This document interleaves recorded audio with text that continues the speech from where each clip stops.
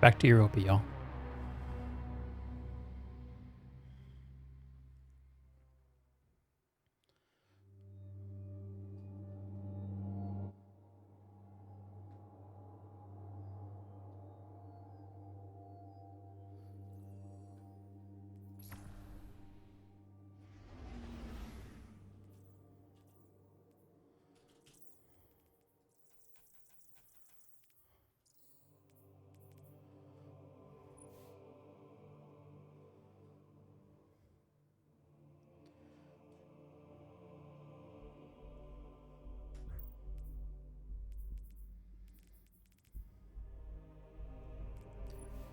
Here's something we missed.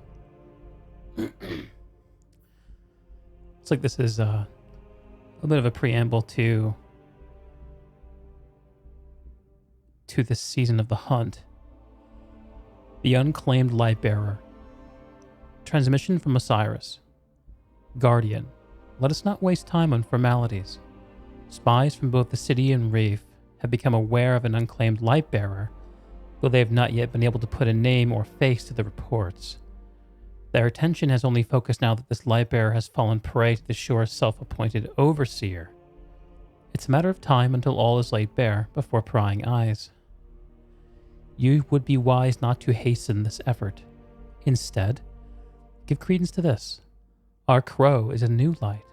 Attention is required elsewhere, and whatever latent grudge you bear against the flesh the light has inhabited carries no merit. Aldrin Sov is dead. Do not pummel the corpse of your grievances. Keep this information between us. Or if the first trigger pull was not enough to satisfy, know that you only risk our chance at victory for a scrap of catharsis. I do not believe this to be your nature. Xivu Arath leaves no room for distraction. The appearance of her mongrels are the fingers of her encroaching grasp. We have a single moment to halt their advance, for if she's successful, her brood will establish a foothold that could take centuries to purge, if it can be purged at all. Vault her and she will swallow this system.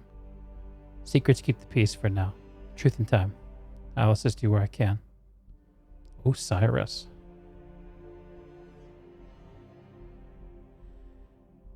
"99% frame skipped? What is going on?"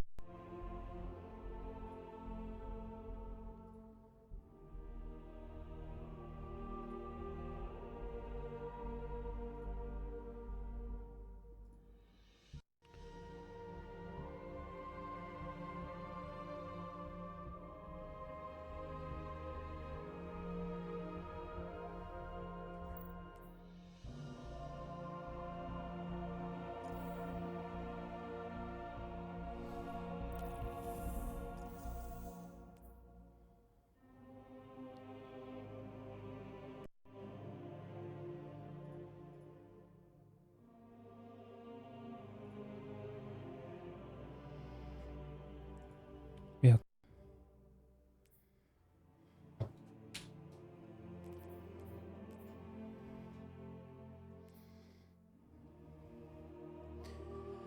Yeah, I explored the seasonal content last night and then earlier today. I think I will leave it where I have left it for now. Now I want to go back to Europa and do some of the post-campaign stuff. So I definitely want Cryoclasm. Locate entropic shards on Europa. Require Salvation's Grip. The status prototype. Duskfield Grenade. Hero Waves. What is the deal with this? Is this bugged for everybody?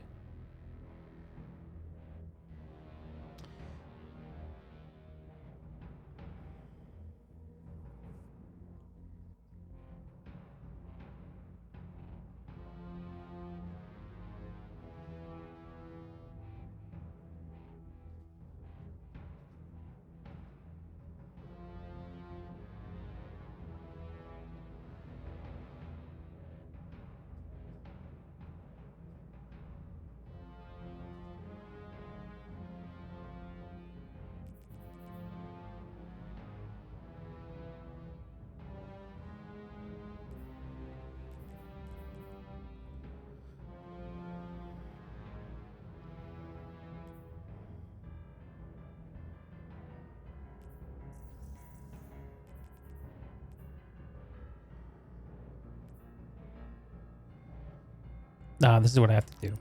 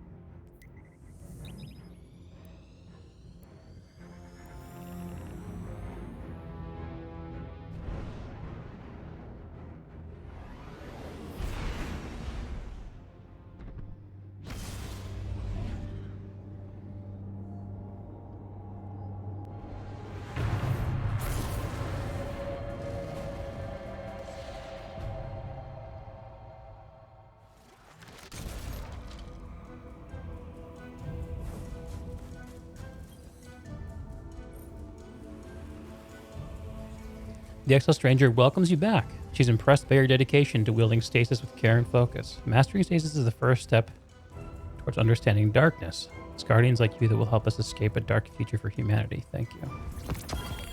All I gotta do is show up, huh?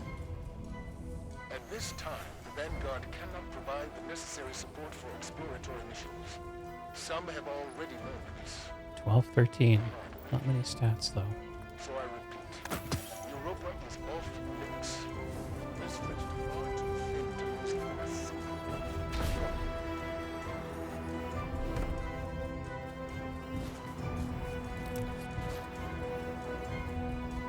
I'm at a complete loss about why my streaming PC has arbitrarily decided to perform very poorly. I just can't figure it out. It's making me just want to quit.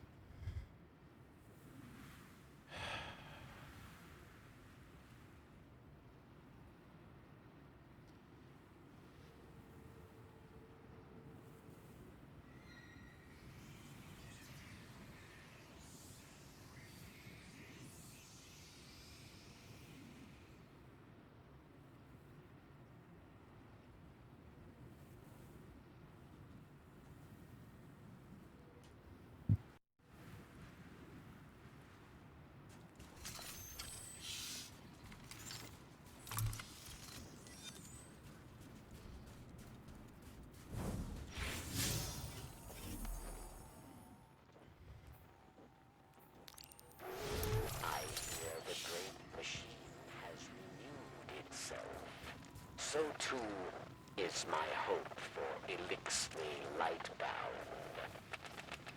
How I wish I could see it.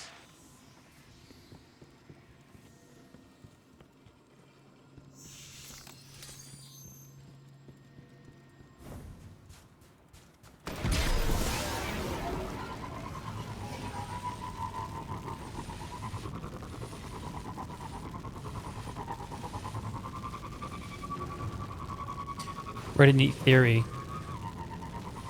on the Raid Secrets subreddit suggesting that that big area between the pyramid and the Exo Stranger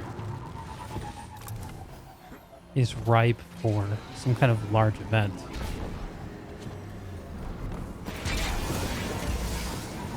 Because it's for some reason not flagged as a no combat zone, like this area is. The idea is pretty neat.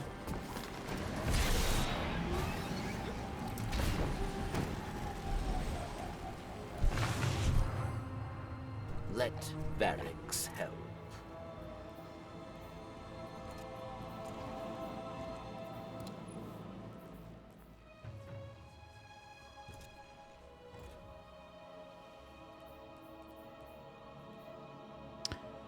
So like on a challenge?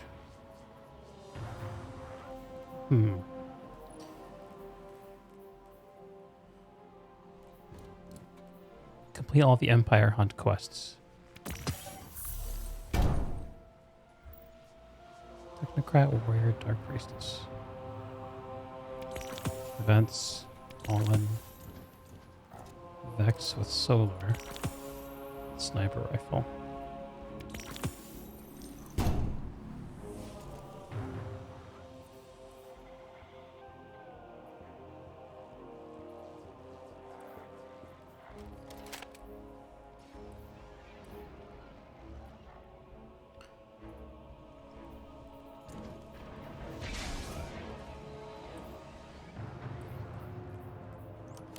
Do not underestimate a scribe. You return. This is good.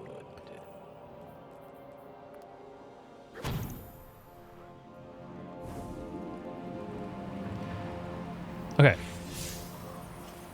But what I need to do I do not remember. is go to the Concealed Void Lost Sector.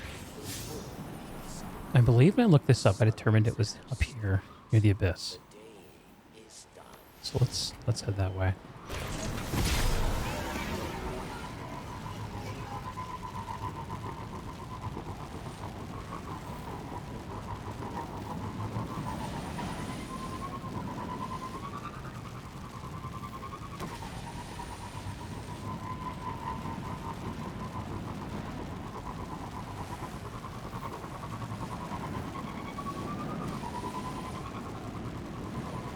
I like the weather system.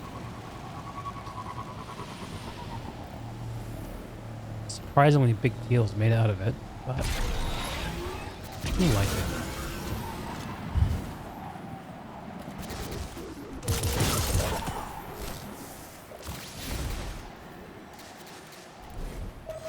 This place is unsafe for Varix and his allies. Hostile creatures stalk us through the snow. Kill them, and you will be rewarded.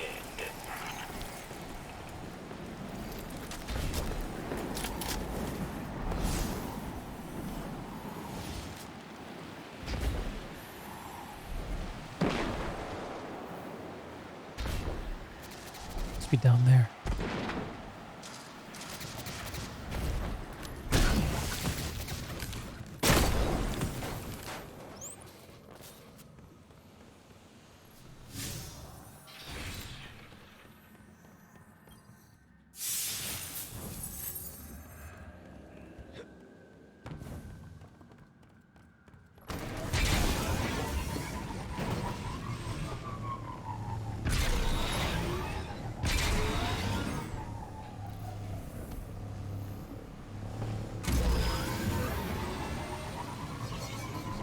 Ah, here.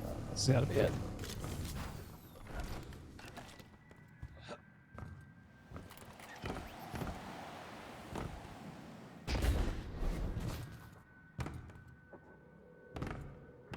I like the snow.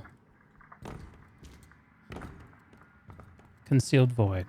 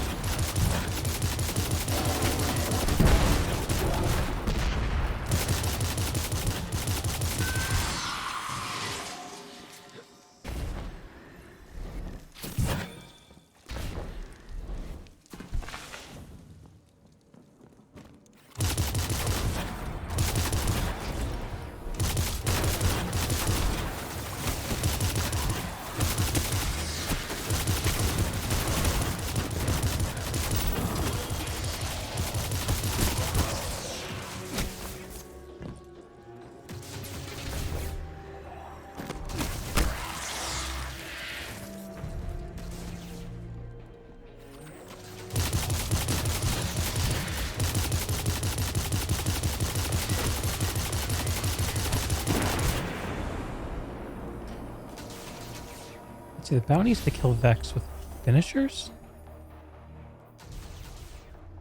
Oh, I should be using my sniper. And solar damage.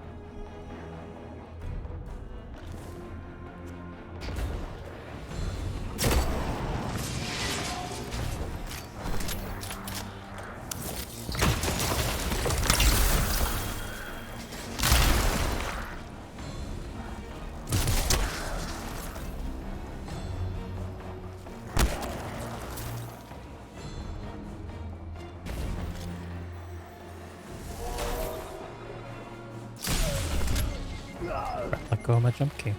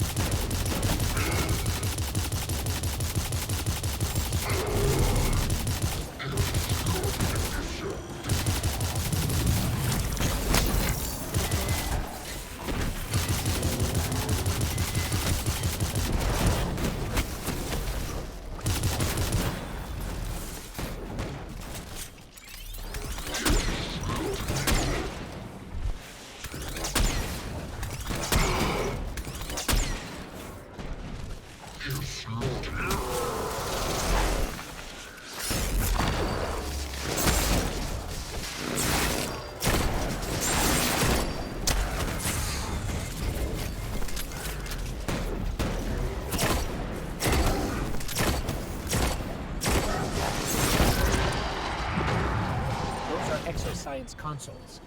This place must have been another Bray lab of some sort.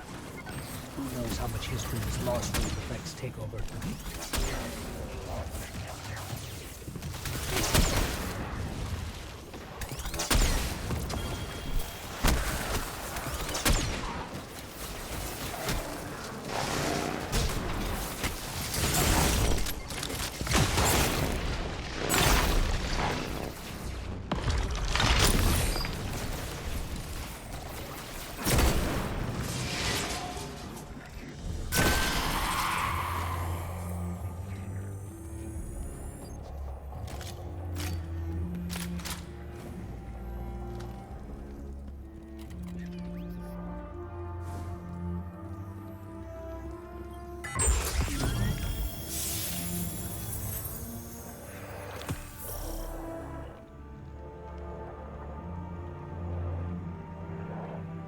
No words?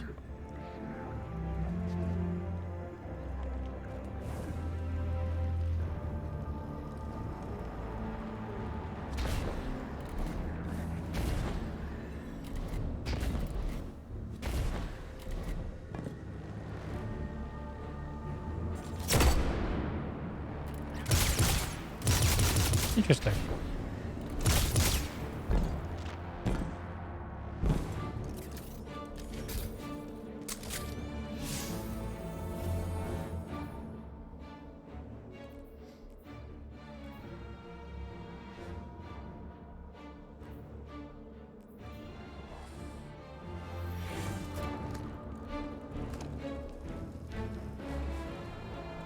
Back to El Drifto, I guess.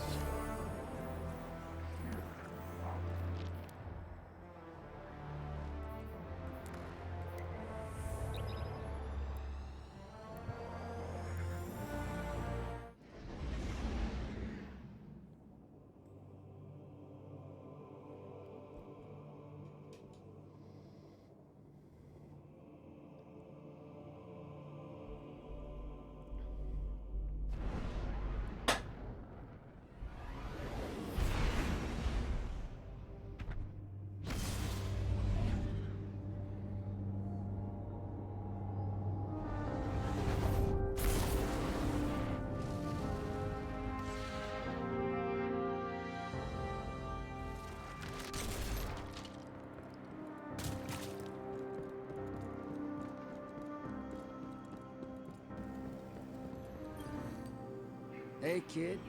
Looking good. The stasis prototype. Drifter flashes a crooked smile as you walk up.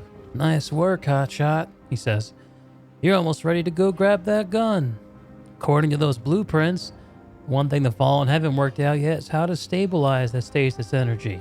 So, I whipped up a prototype of my own. He winks. This should help you get the gun firing. Return to Europa and complete the stealing stasis mission. Putting stasis into a grenade launcher, huh? Wish I'd thought of that. Listen, I think the Fallen have bitten off a little more than they can chew here. What do you say we take this thing off their hands? See if you can find intel on where they're keeping the prototype. In the meantime, I'm gonna call in a favor from the shore.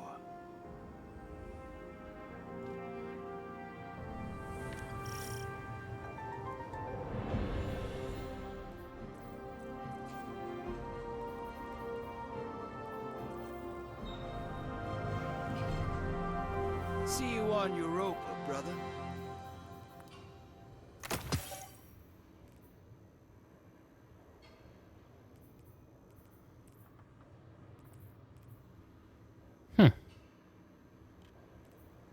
That's kind of cool that it's in the actual power weapon slot. That's neat.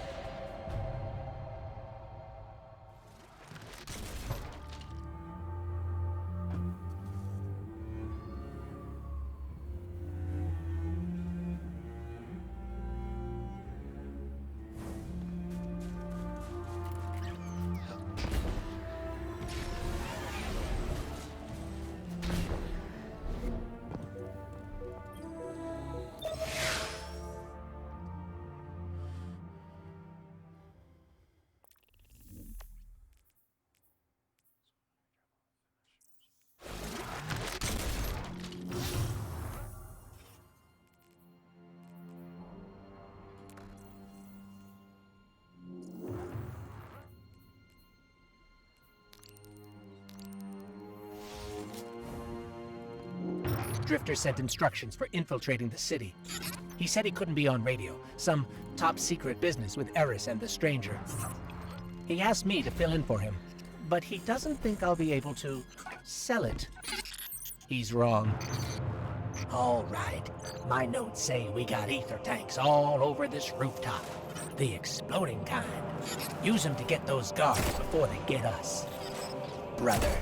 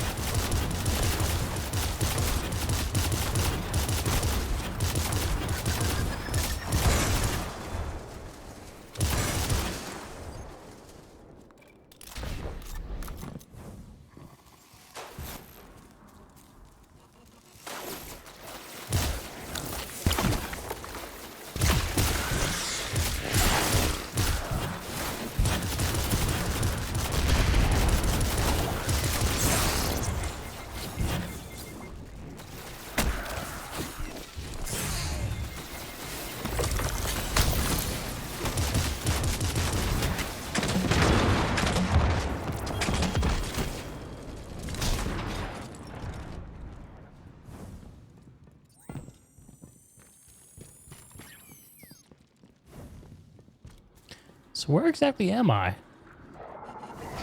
It's dark out.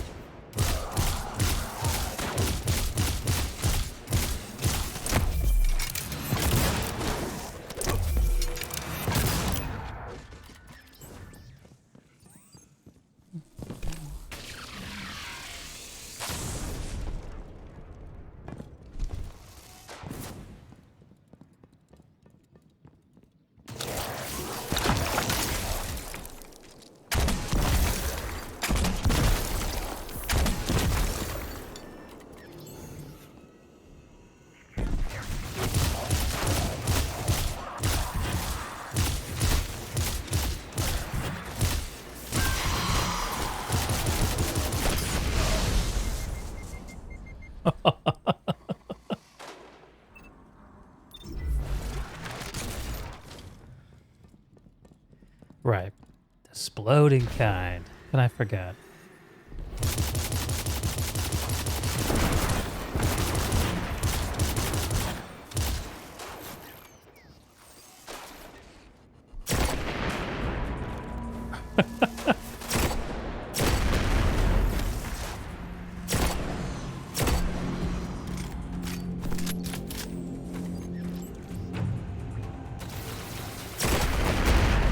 I see, I've been doing this the wrong way. Nice job with those fireworks. Let's keep moving. I can't believe he thought I couldn't do this.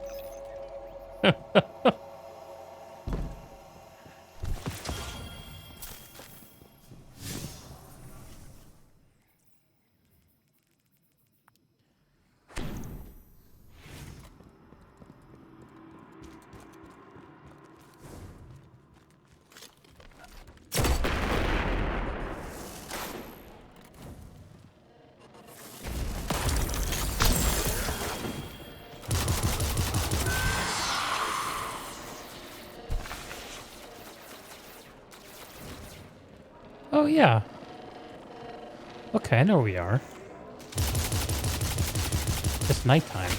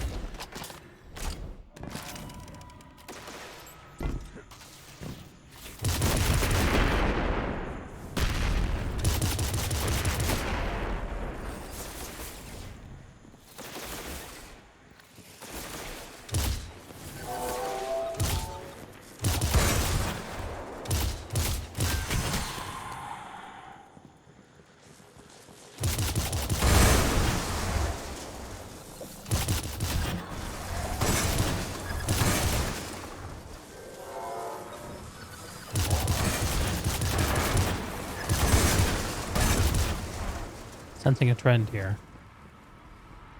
First going through this mission backwards.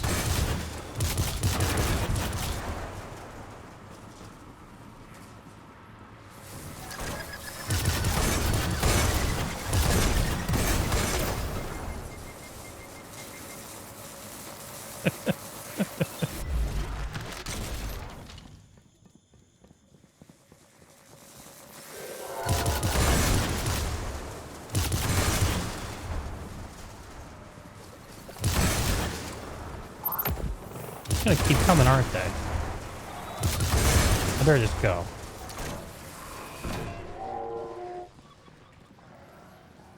So, a stasis-wielding gun. Wonder what Moondust and the Stranger would think of that. Actually, that's a good question. Do you think Drifter even told them about this? Too late now, I guess.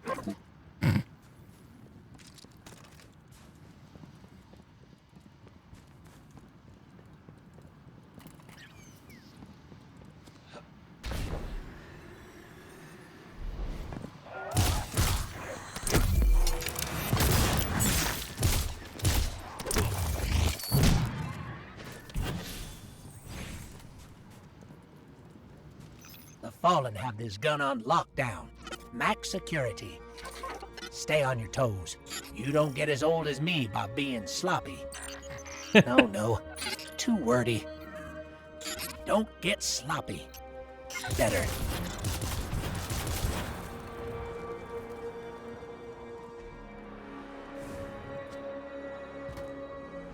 I don't want to go down there. But I will follow the waypoint.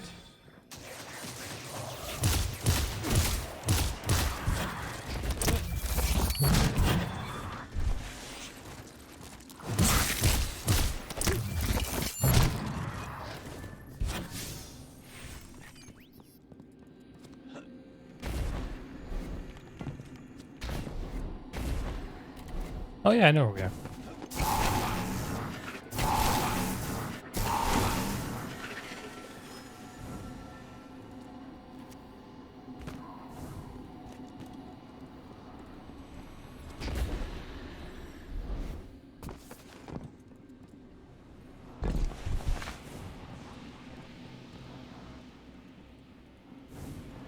Going down, I guess.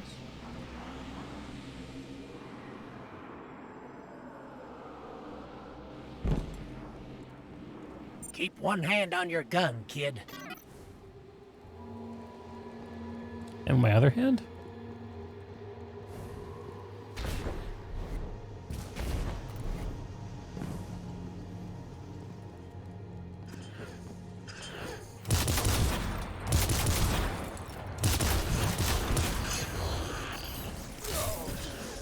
Ouch.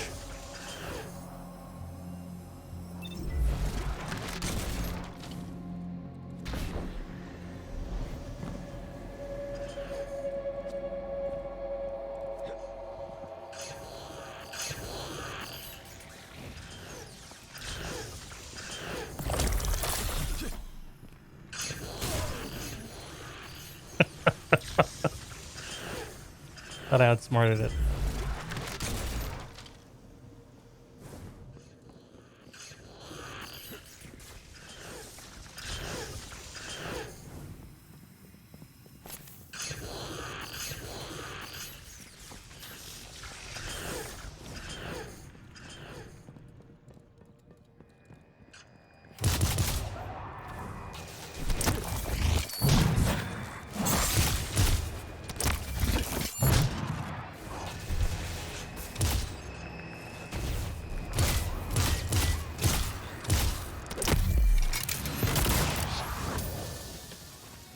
Oh, shit.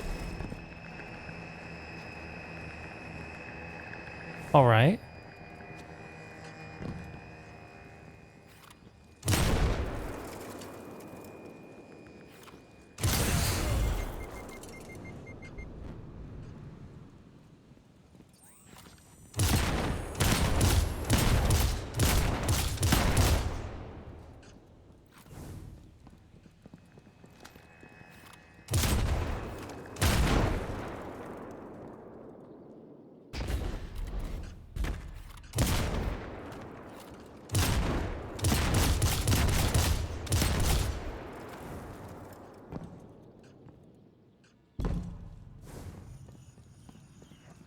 There's the gun. I got access codes to take down that shield. Let me do my magic, brother.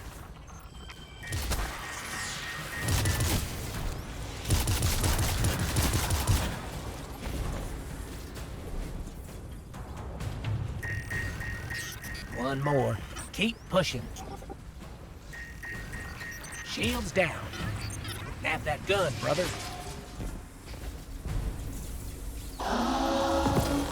Ah, we tripped an alarm. We gotta, hightail it out of here. Oh, I need to focus.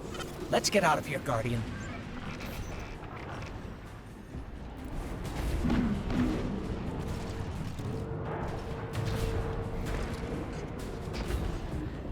Can I put it on?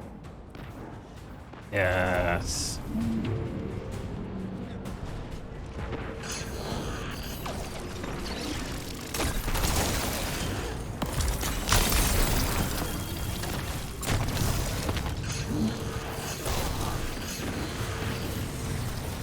Too long.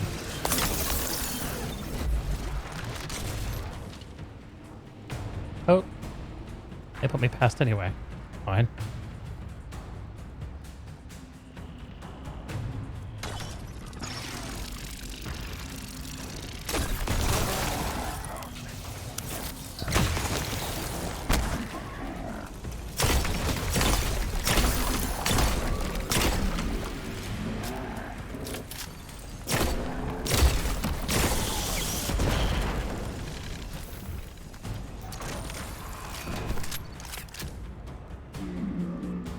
Yeah, I need to get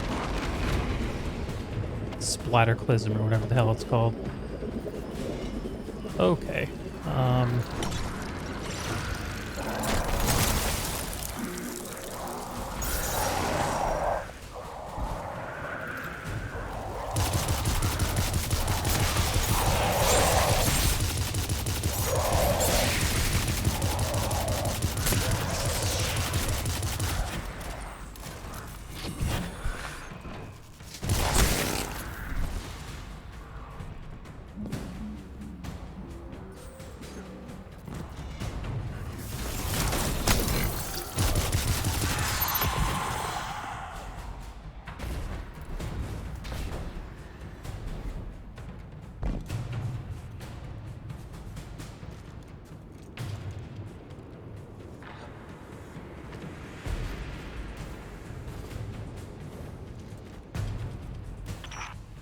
Hello, old friend.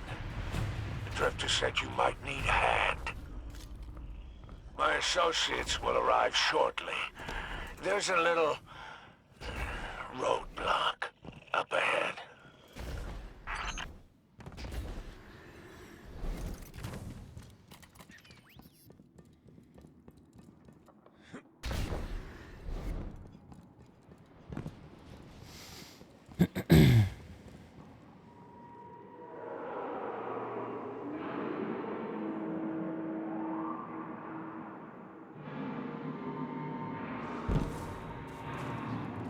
Of course.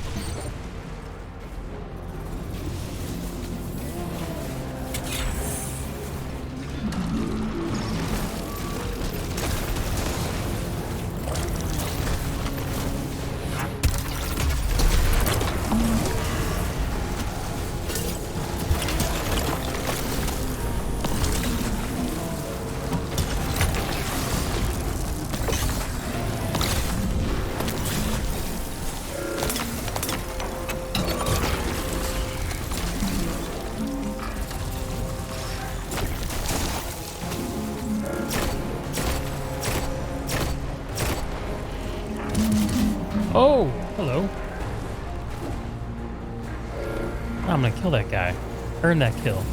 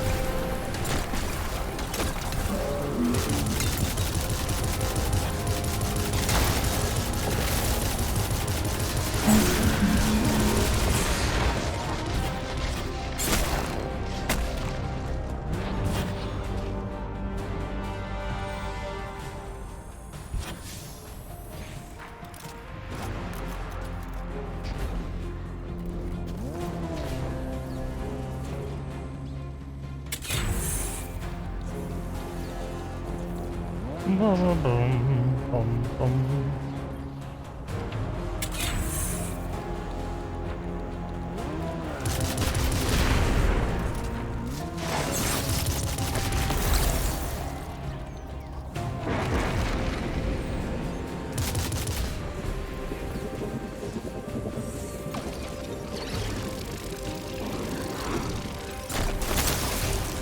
Wow, that's cool.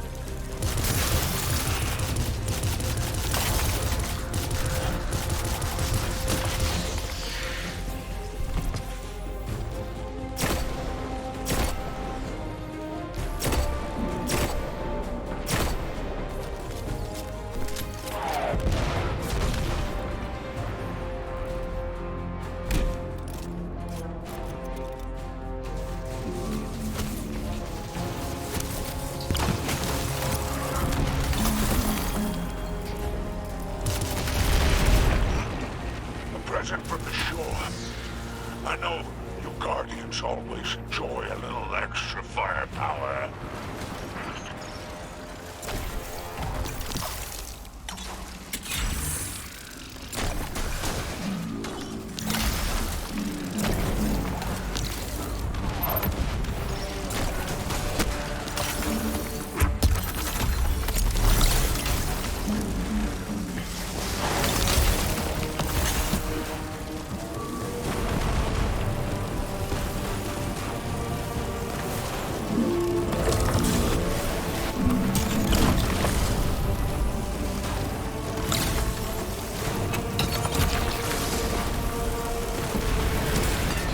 Another break. That thing must be controlling the shield.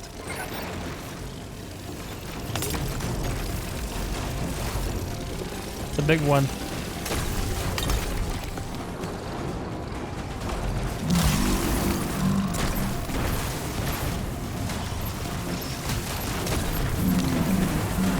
Can I even disable it? Probably not. Looks like no.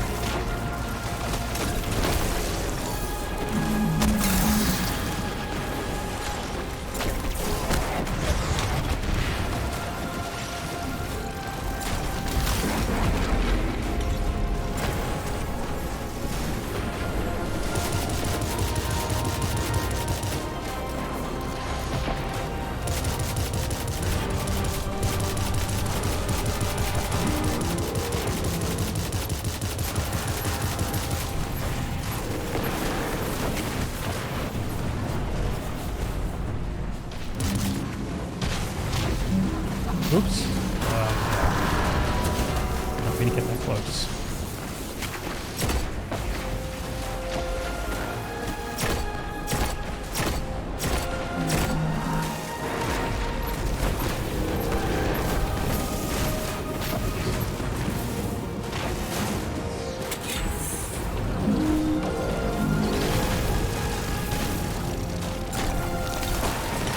Oh, you can freeze it.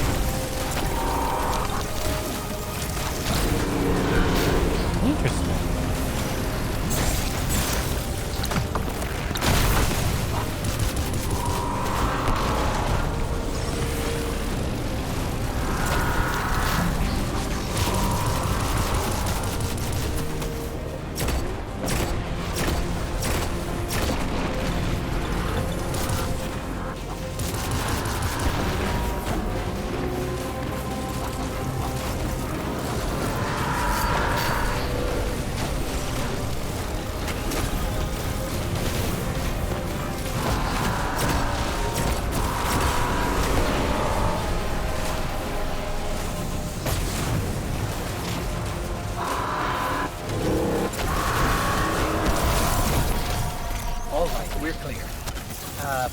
Thanks for the help, Spider.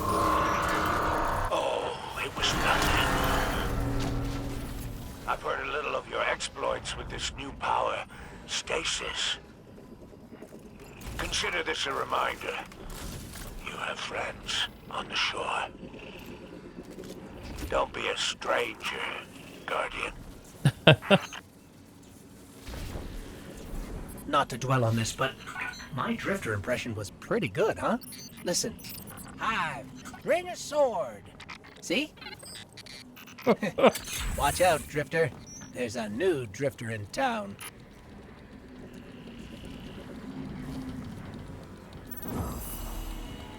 Nice. Visit Drifter at the annex. Alright, let's roll. That was pretty fun. I like that they put exotics behind quests like these. Imbues quite a lot of flavor into the loot.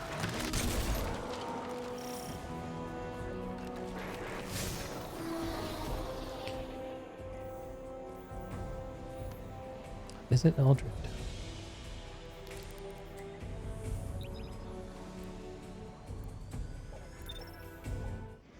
Hey, Lex.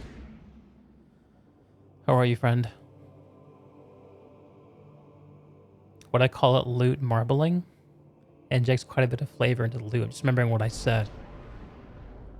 Yeah, I think that's probably fair.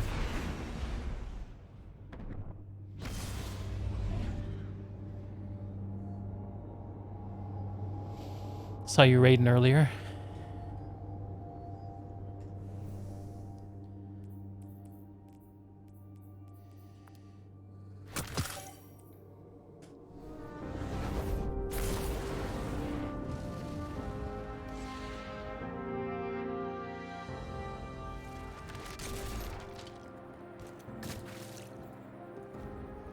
Blackwing Lair was cancer, AQ40 was fine. What made the Blackwing Lair so bad? Let me have a look at that thing. I like that rough around the edges look that Fallen Tech has. Reminds me of the Dark Age. Smash together some bits and pieces and pray to no one that it works. You could tear up the field and gambit with this. Lay some traps, catch some taken. Bring it through sometime, all right? I want to see what you can do when you're packing darkness. He's way too excited about this. Main tank died in every boss just about. You're always number 2 threat, always insta-dead. Oof. Oof, that sounds not good. What was killing your tank?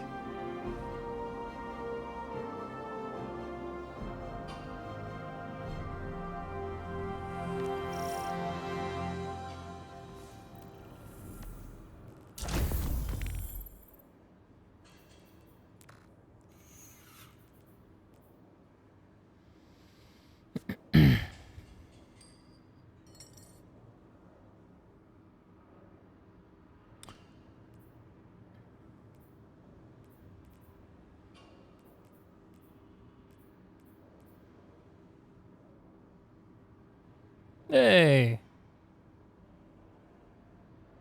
Finally made some progress in the power weapon part of that. About damn time. 240k damage. Brain lag on 12 healers. People are getting all, people are tuning out.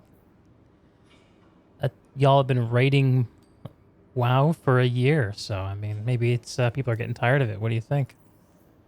I guess Nax is pretty hype, though. Cryoclasm. This is what I want.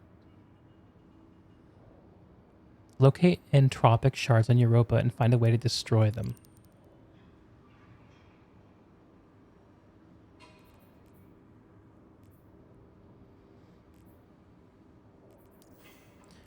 Yeah. There's a reason you don't go to Thursday Molten Core anymore. Total shit show. Yeah.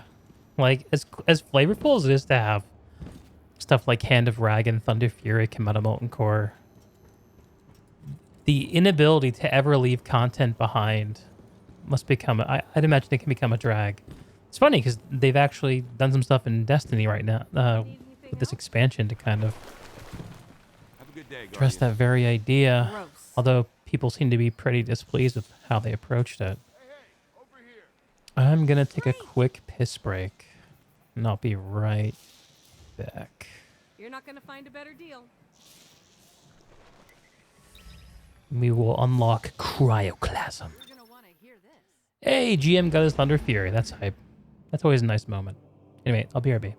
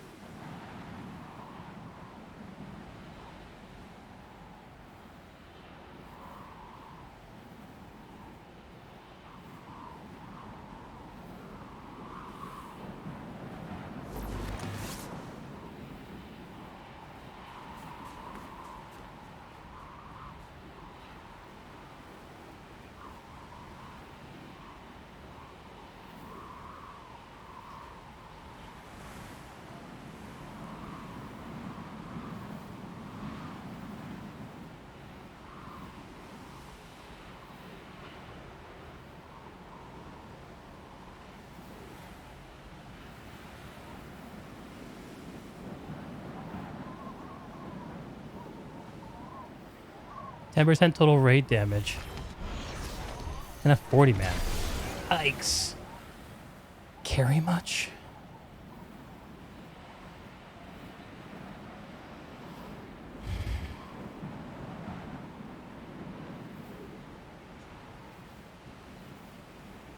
You know, I don't know what it is about like this very snowy, semi-claustrophobic aesthetic that happens when these storms come in on Europa, but I really love it.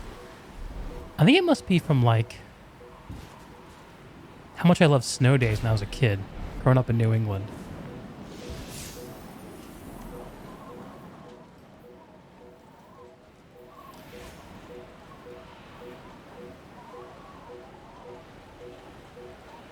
Didn't I just do this mission?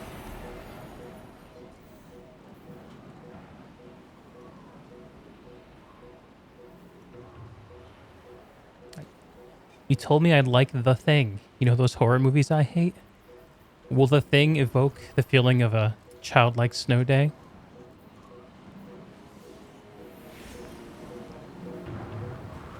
I'm pretty sure I just did this mission.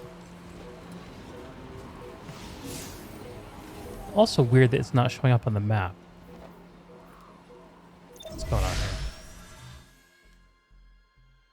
here? Set in Antarctica. Ah.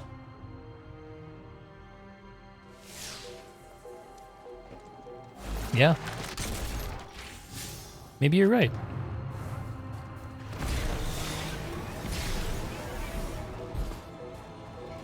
Okay. So, I have no idea what to do for this quest. The question then becomes, Should I look it up online, or should I just try to figure it out myself? Should we try to figure it out ourselves, you know? Apes stronger together. Kurt Russell, Wilford Brimley. All right, you're definitely tipping the scales for me. Love me some Wilford Brimley. I'm gonna reread the quest text. Oh, we have some lore to read. That's exciting.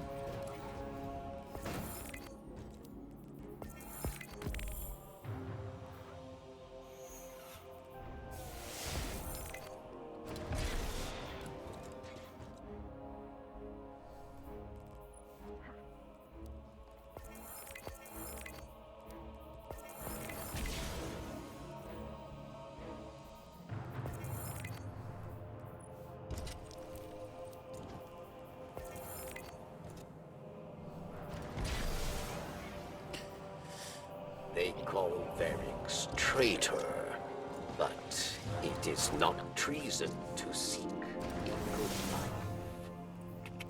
No, it is not.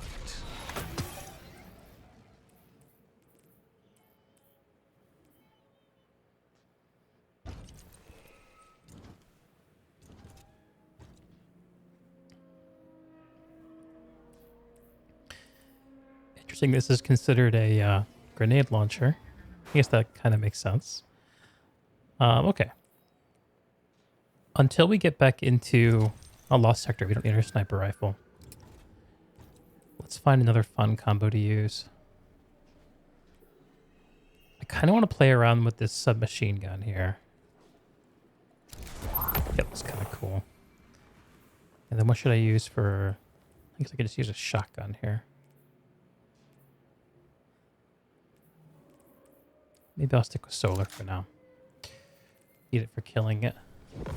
The Vex.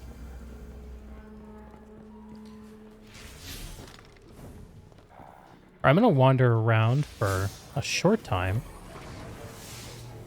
And we'll see if I can find something that stands out. If it doesn't, that's fine. But I'm going to make my way to... Precision final blows from power weapons.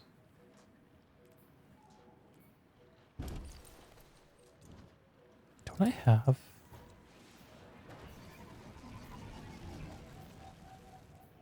Maybe I'm misremembering something.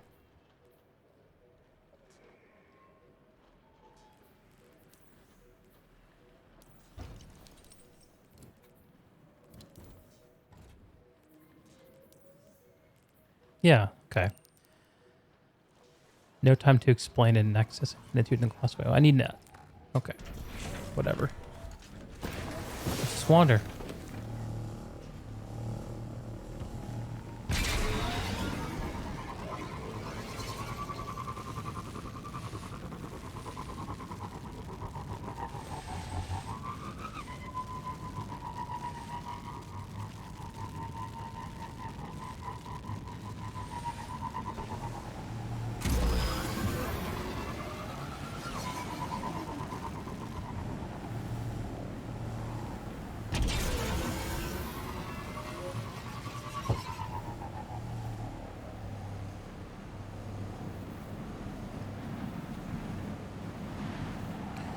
You want to know what to do for aspects of control. The local radius is pretty damn small. Help Varix, and you will help yourself. Our foes will destroy what your vanguard wishes to save. Destroy them first.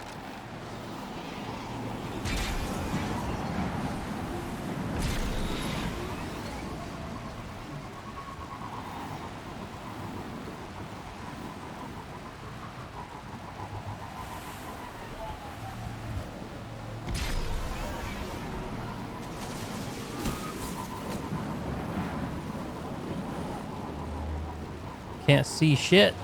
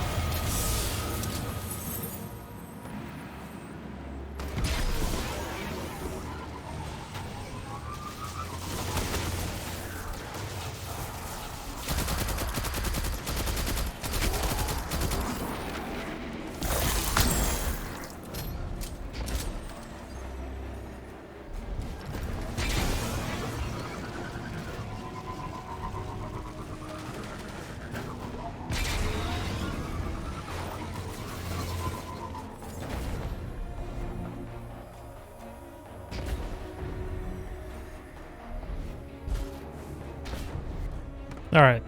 I'm gonna look it up. Aspect of control.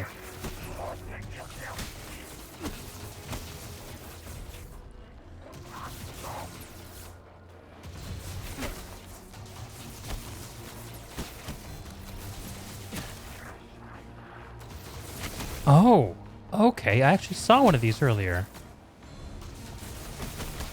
Wow. This would have taken me ages to do.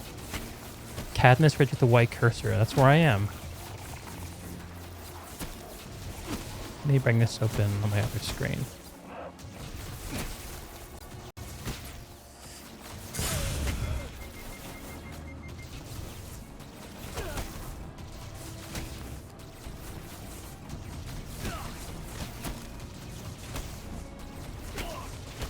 Okay.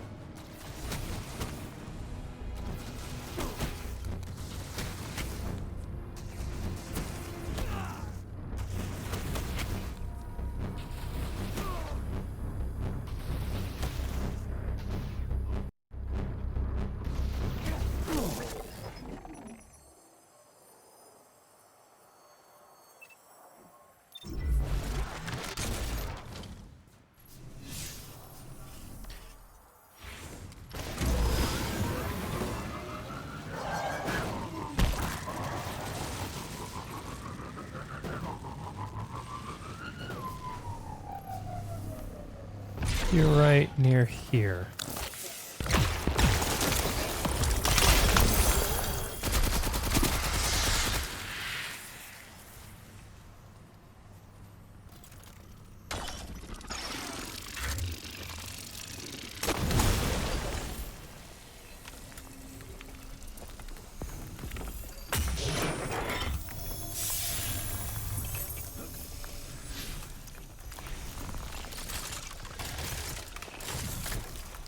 Cool. Okay. Where else? I need to get a second mouse and keyboard for my streaming box. So I don't have to alt tab every time.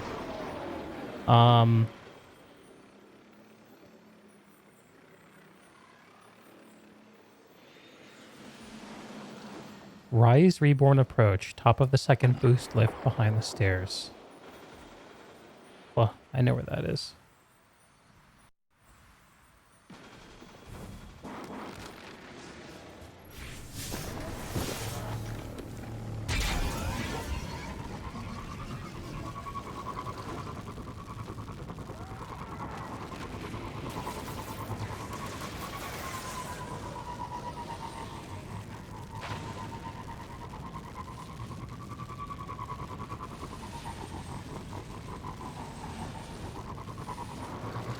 Come on, Destiny. Throw me some music. Be in the mood.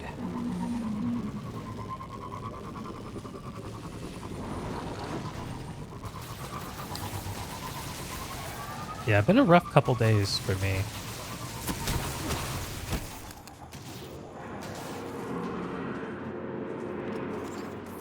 I don't usually need gaming to make me numb the pain, but this is one of those chugs of time where don't hurt. Top of the second boost lift behind the stairs. So that's the first boost lift, I guess, right?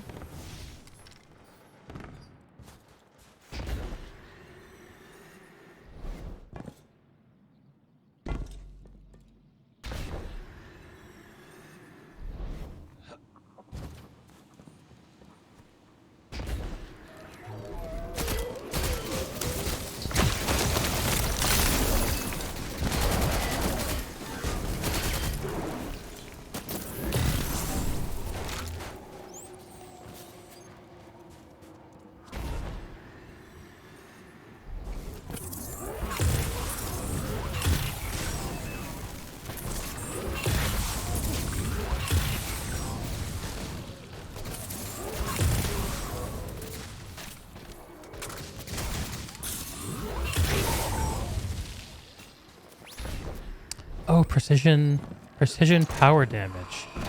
I just had a realization. Completely unrelated to what I'm doing. I need to put on my linear fusion rifle. There you are.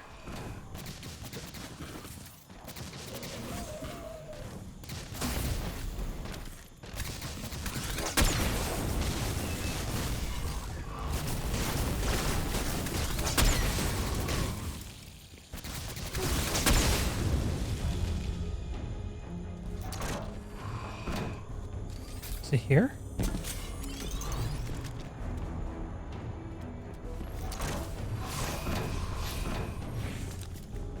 No, I think we're not far enough yet.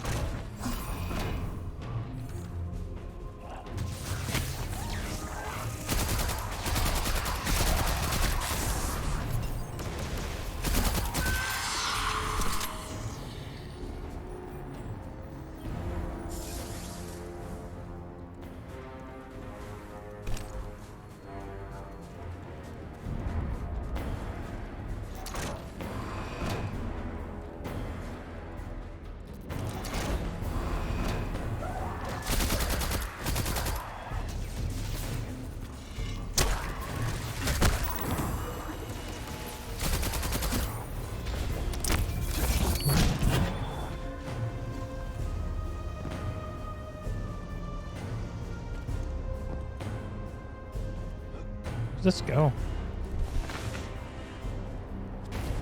Oh, this is the boost.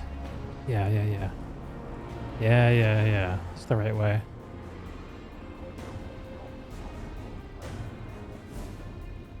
Let's just clear the area first.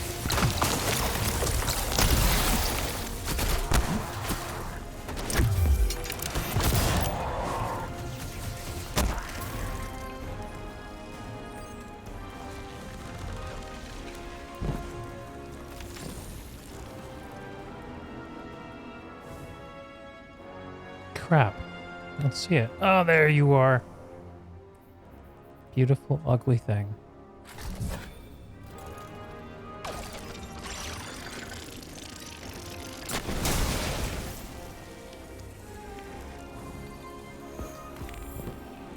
Okay. Next.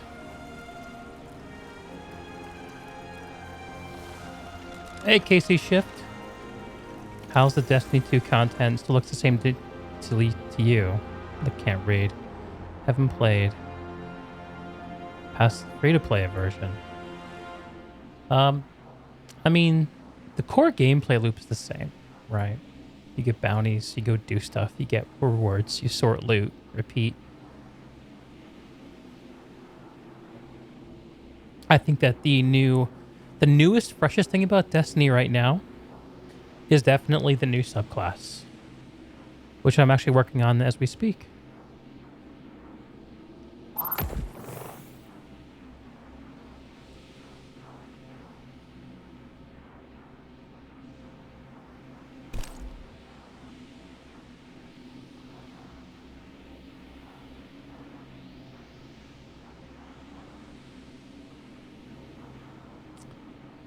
you'll be able to show off some of that here in a second. Right now I'm going on a little scavenger hunt.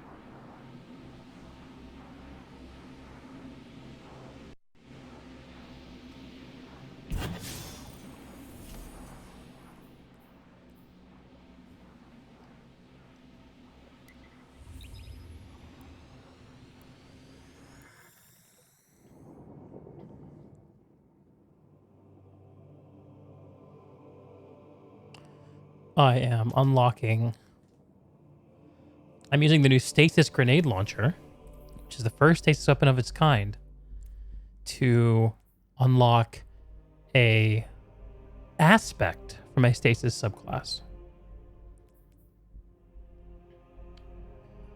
which is a completely new way to customize your character. So that's pretty cool.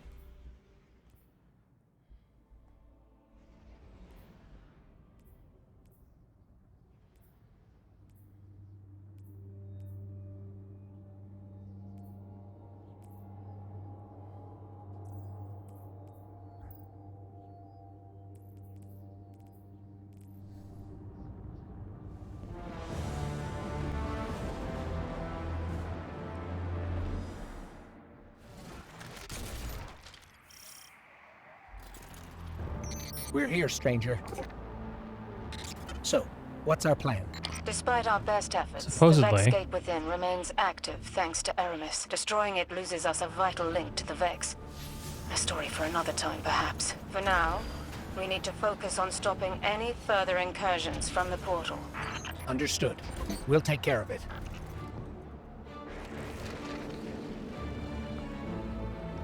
Supposedly.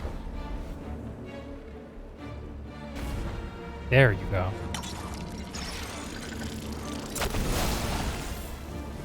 Alright, that's what I came for, guys. Good luck. You got this. I'm confident you do.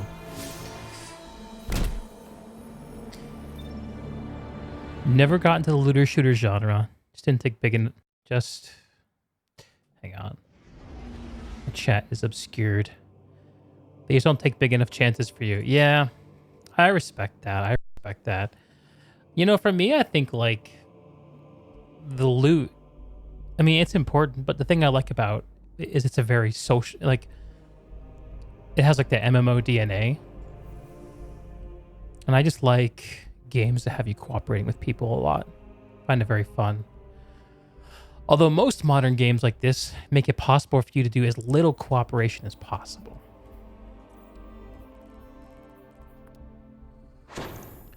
But I haven't yet gotten to a point where I can get to the end of the solo kind of stuff. But yeah, I think I don't know. I got back into this not because I mean it definitely interests me, right? But like part of the reason I got into it is because Bungie. I mean, this is kind of an interesting moment for the Destiny franchise because this is the first content drop that would have been Destiny 3 if they had gone down that path. And instead, they're changing Destiny 2 to bring in that stuff. And the game is going to be going through some growing pains this year as a result. Major ones. The community has some complaints, and I think a lot of them are valid.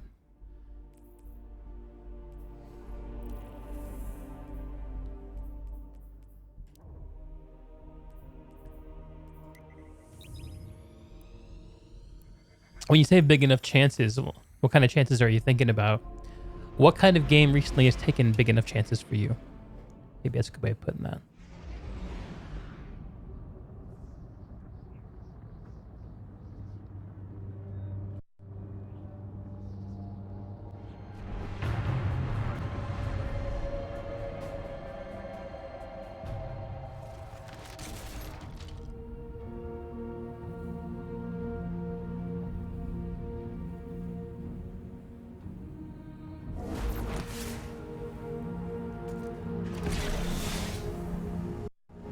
All right. So I'm going to go back to the concealed void lost sector.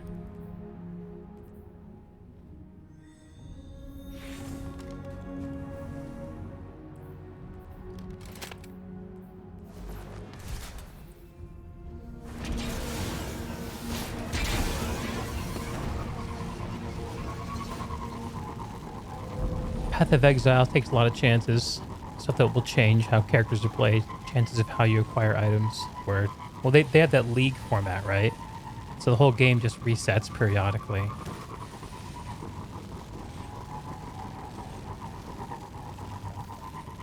I think it's a neat idea. I've been giving thought to that too recently. It's kind of like, it's almost like a lot of these games were built on the idea that if they were successful, they would infinitely grow. But we know now that nothing can grow infinitely.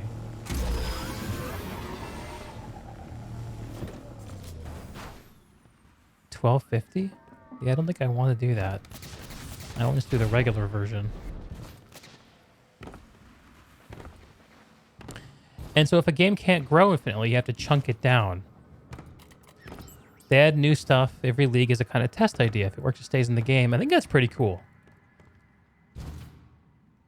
Does it still feel like a... I mean, I was never really much into like Diablo-type games. I think less because of the dungeon crawly part of it, and more because I just don't like... I don't like top-down perspective. I have this weird thing in my brain where if it's not 3D, either first or third person, it just kind of loses me. Oh, I need to use my sniper rifle. Why do I keep forgetting that?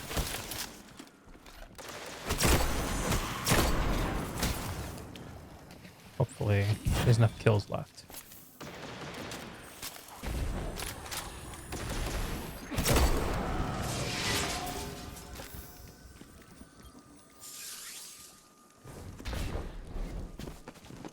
So a game that infinitely resets. It's kind of like pseudo roguelike almost in that sense.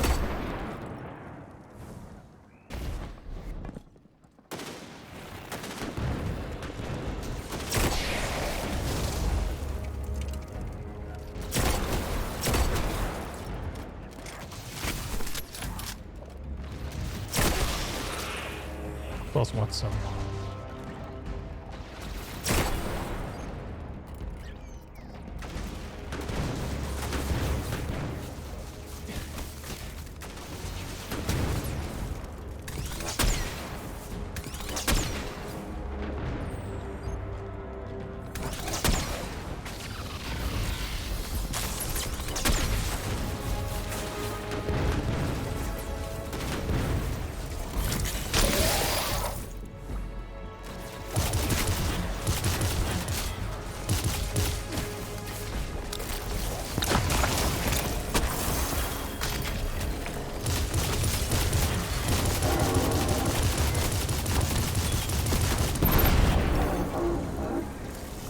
Diablo 3 makes me feel like a hamster on a wheel. PoE has progression where you feel your improvement. But also, you never get bored in PoE because you have so many options to get better as a player. Yeah, like they have that ridiculous customization and talent tree, right? I mean, like ridiculously complex. Not ridiculous as bad.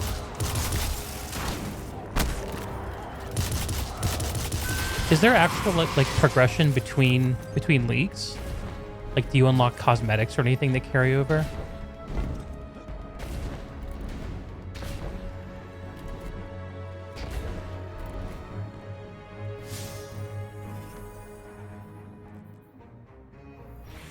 Interesting. Where is this trying to lead? Oh, now that I'm close, it's actually trying to lead me.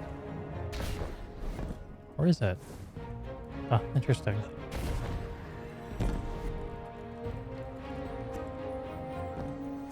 Yeah, if a game makes you feel like a hamster in a wheel, it's kind of... It's screwed up, I feel like. It's really not a good place for anyone to be. I get why you wouldn't want that. And that's in moments like that, or when I stop playing Destiny. Usually, I played it last year for a few hundred hours, and I got bored.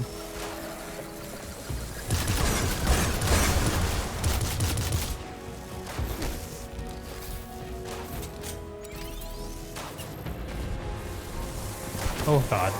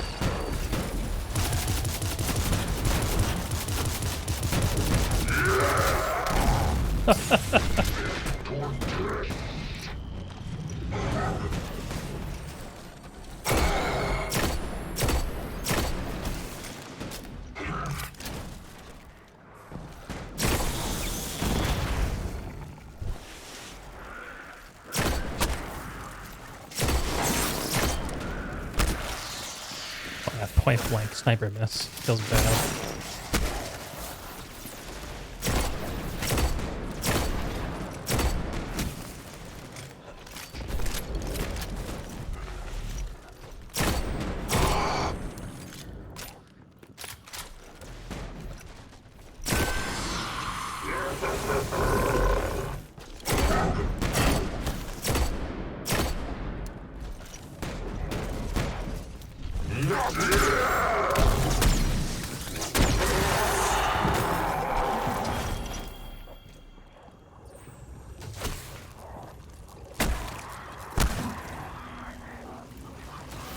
Oh, hello.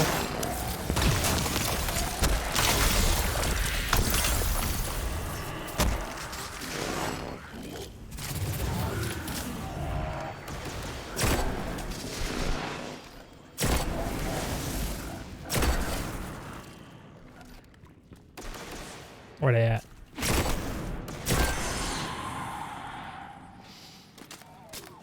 You have some cosmetics, but PoE offers you more options to get gear rather than grinding rifts. It would eventually stop at place of loot. The deeper you delve, the harder it got. Interesting. I'm gonna need some power ammo. I hope I'm not SOL there.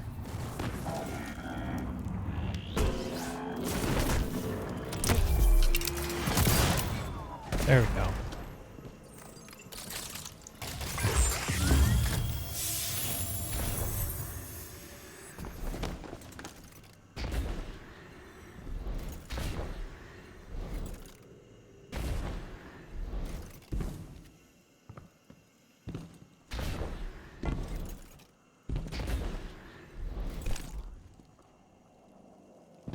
Man.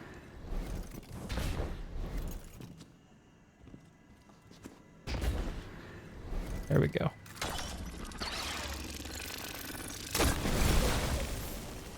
It's 3. Oh, 4. Just one more.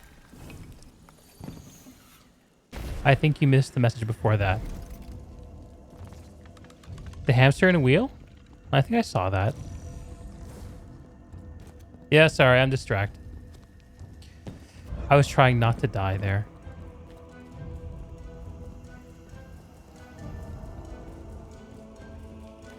I saw you say the thing about feeling like a hamster in a wheel, having some cosmetics. You play Delve League. What is Delve League? What does that mean?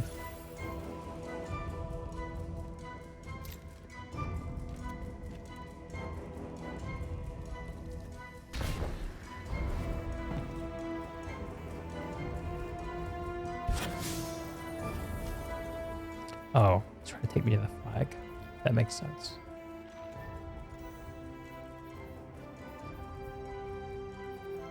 Okay, so where the last Triangle of Doom?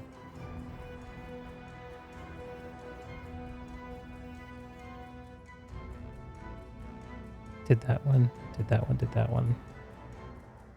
The final platform in the city room of Kells Rising behind the stairs.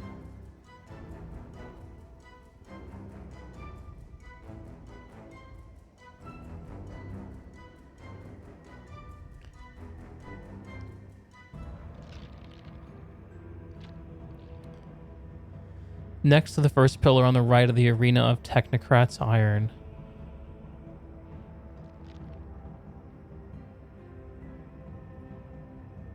The Bunker E-15 Lost Sector in Eventide Ruins. Go to the first open room with the friendly robots and turn around to face the glass from whence you came. It's basically a new season, but every season they add a new mechanic to the game for you to grind and get new loot. Got it.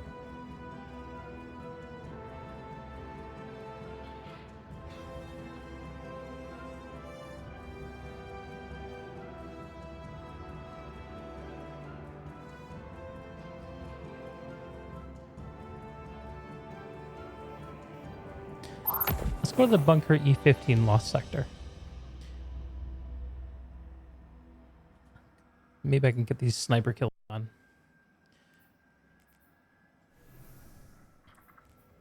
Yeah, the cool thing about a game that resets like that I like, that looks interesting.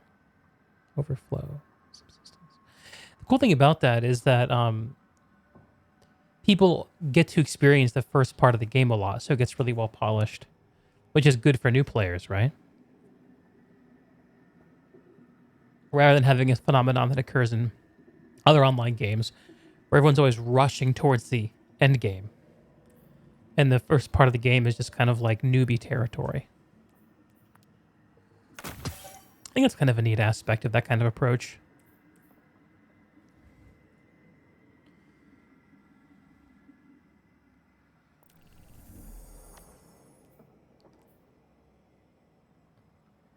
That's the lost sector I want. Okay.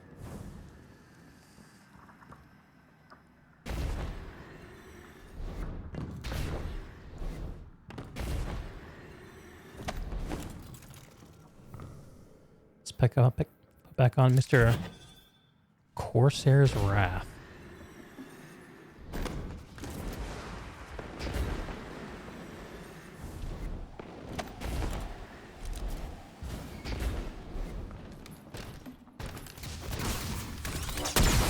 I missed. Needs to be a precision shot. Alright, let's just go. You don't need to be here. We are heading west. This should be correct. You can't rush anyone in PoE like you can in Diablo 2 or 3. We're not level through the campaign. Right.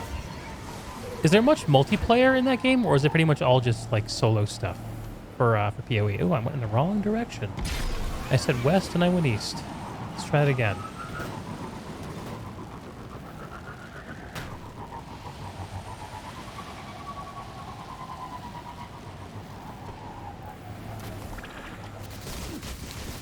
I just set up... No. Oh my word. Harpy slap rifle. Yep. Definitely slap me.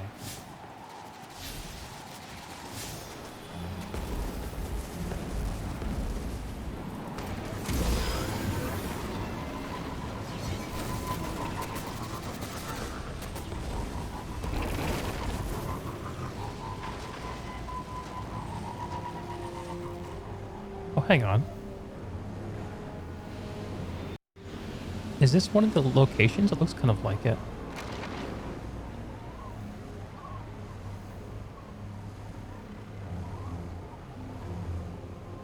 A lot of people end up killing bosses for weaker players or gear, or whatever they trade for. Yeah, that makes sense.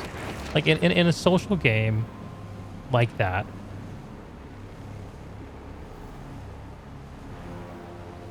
People want to help their friends, right?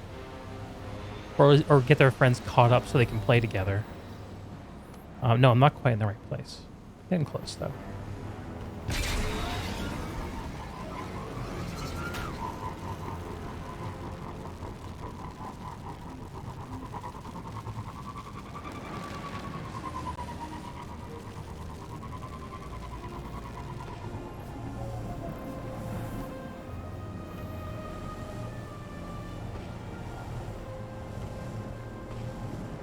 Here, roughly.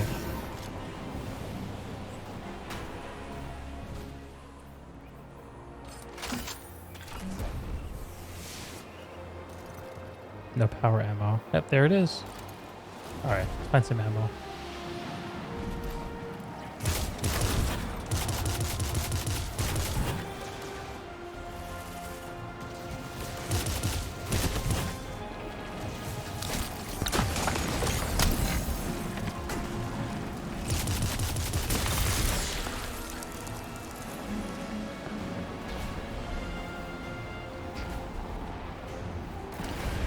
Does PoE have like a trading system? Or is it more like modern where players can only get loot from the game itself?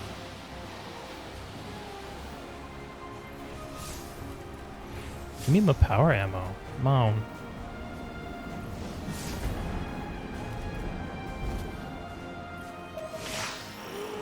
Rumors on the wind. Aramis sends her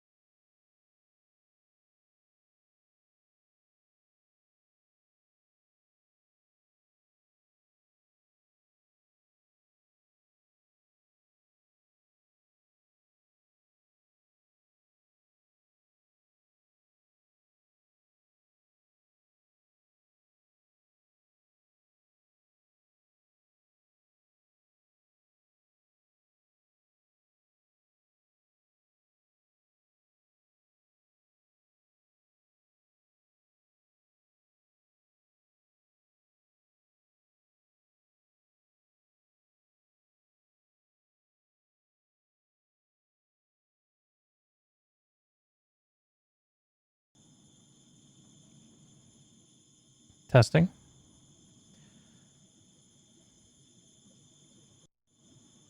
Yeah, I don't know why that happens.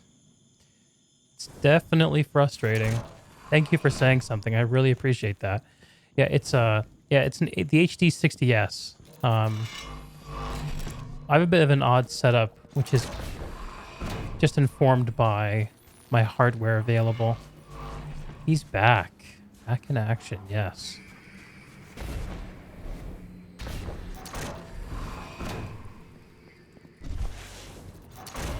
Actually, just recently went from a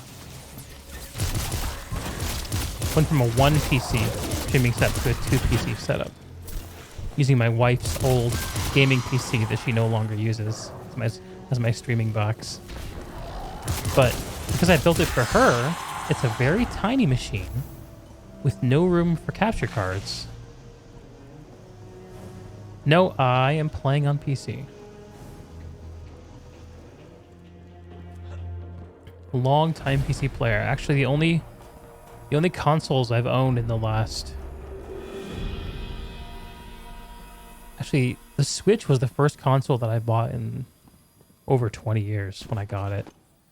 And even that is primarily just a Zelda machine for me.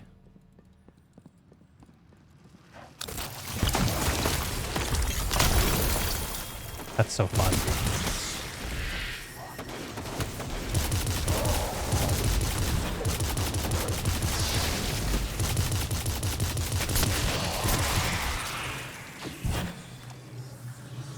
All right.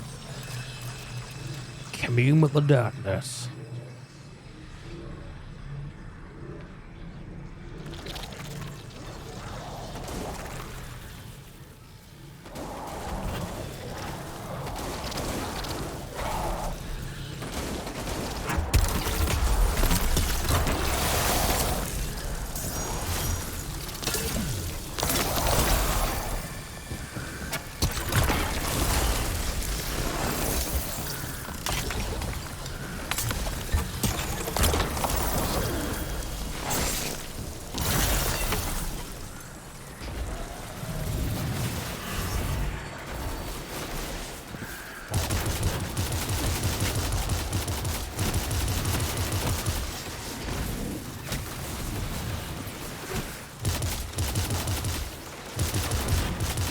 Yeah, I'm not married to the Elgato by any stretch.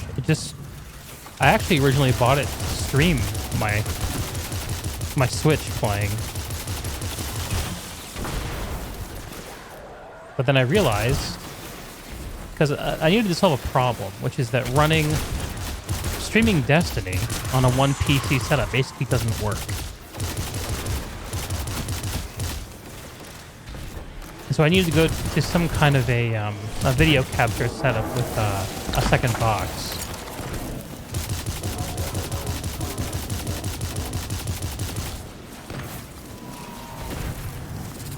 And my two options were to use a network capture card, which I've used in the past, but it gave me a performance hit I didn't want on my gaming PC, or the Elgato. So what I've done is I've cloned my monitor output from my gaming PC to the Elgato, and now, oh my god, look at all these friendly faces.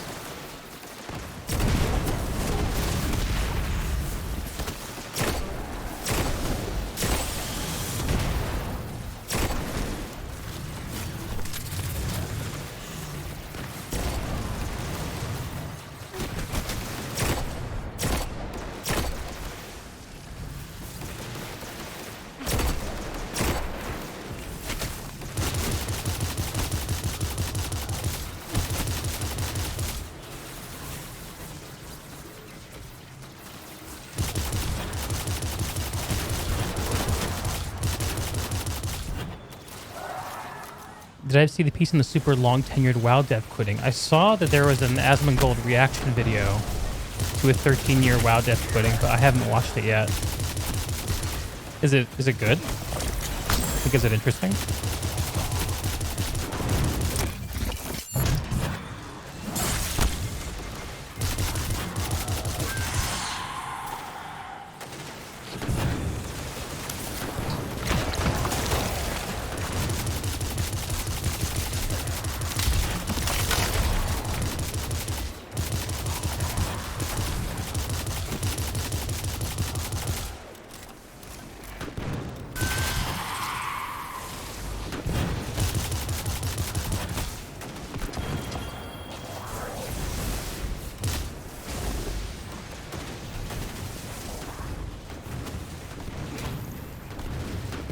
You know what would be a sick combo for right now? That. Salvation's Grip and SMG. Let's play around with this.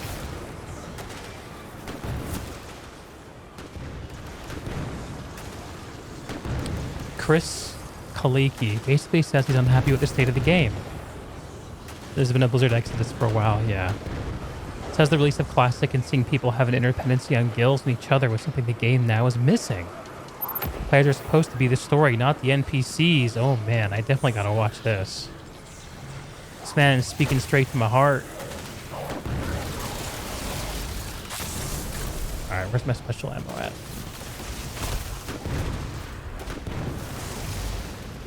There we go. Now we can have some fun.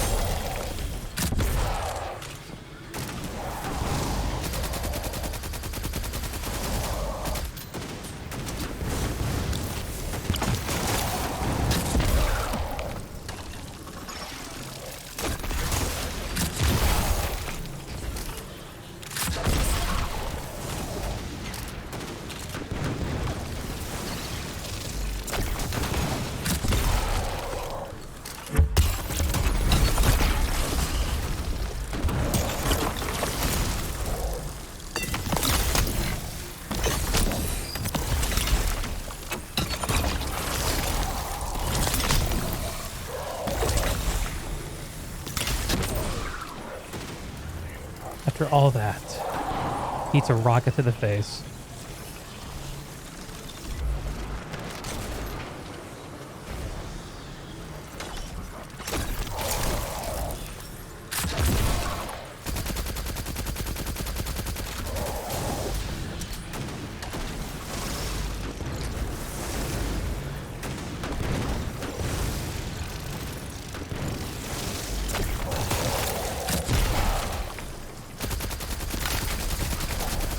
This guy's tanky. Oh my goodness.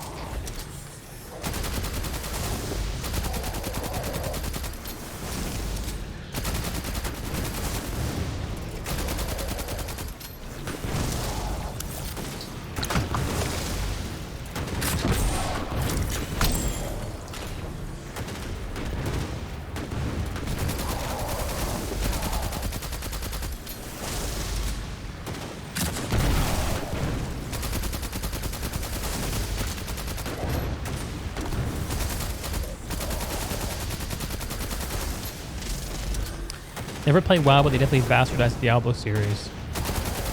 Yeah, I'm not sure if we can really trust Blizzard to do well by their IPs anymore.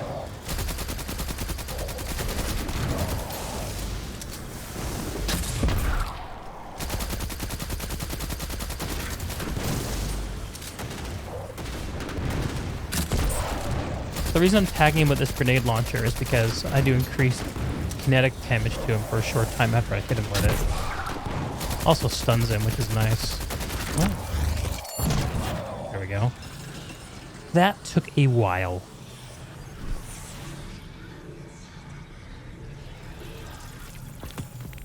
Cryoclasm. Yeah, I think after I get done with Destiny, maybe I'll pop the that video on the stream and watch it.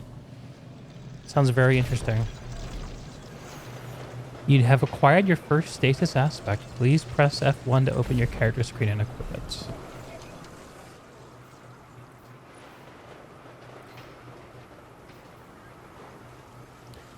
Cryoclasm. An ageless consciousness, crystallized, contained within a single moment. The imprisoned shatter at your approach. Enables a longer, more powerful slide. Sliding into stasis crystals or frozen targets shatters them in any nearby frozen targets. This is going to be fun. Night, Casey. Thanks for hanging out. Casey Shovel.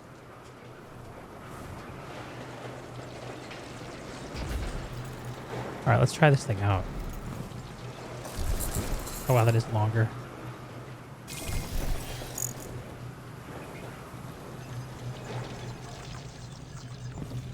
Any power ammo hanging around here? It's fast too.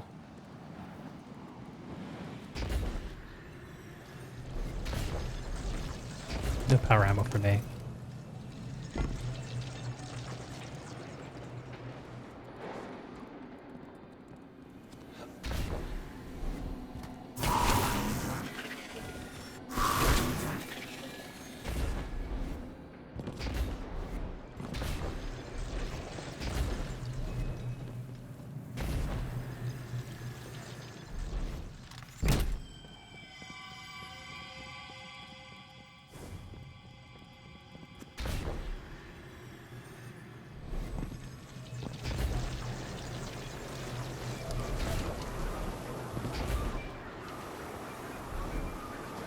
Baby, it's cold outside. Okay. I'm definitely going to play around with this. Let's find a more fun combination to use, though. So Cryoclasm in the grenade launcher slot. I'm thinking maybe a shotgun and what? For a real crash around playstyle. Field prep and surrounded. Surplus and thresh. Go with that. And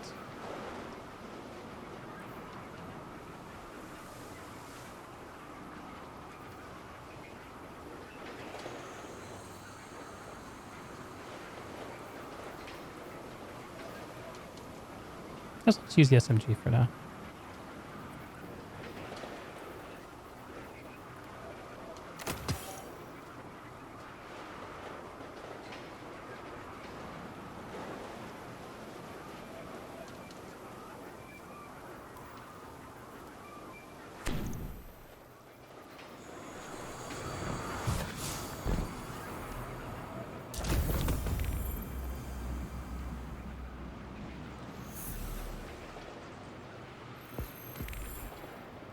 I still haven't finished this fucking Vex solar damage thing.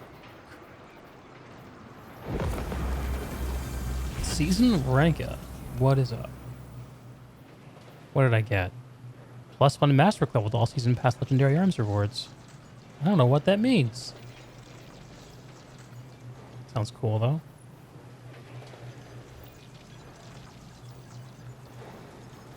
What am I up to next? Playlist activities. Complete all Empire Hunt quests. Unlocks a weekly Empire Hunt challenge. Power weapons. So, yeah. I actually need to finish doing stupid fire stuff. Which I don't want to do. But I will do.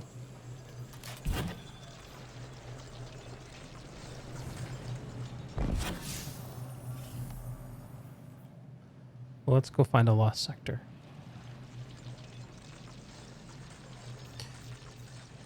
Oh, Exo Stranger wants to talk to me. Let's go do that.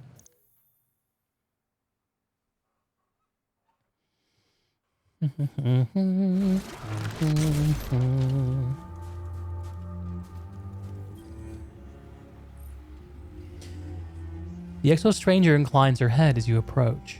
Your skill with stasis is impressive, she says, but there's still much to learn about the darkness. How to wield it, how to shape it. I can offer guidance, but the path is yours to walk. Each week, the Exo Stranger will provide... Okay, so now we're breaking the fourth wall. Fine. Each week, the Exo Stranger will provide two new quests to unlock stasis fragments.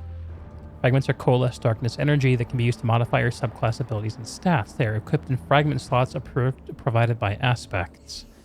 Return each week to receive the stranger's guidance on how to acquire these fragments.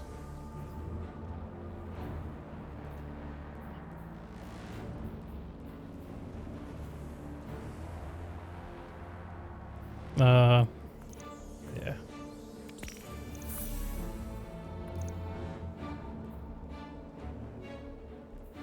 Interesting. Can I pick up 2 of these? Yeah.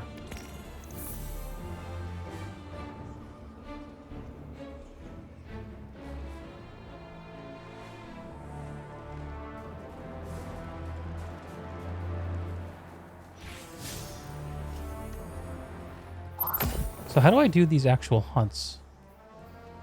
I'm feeling a little dumb.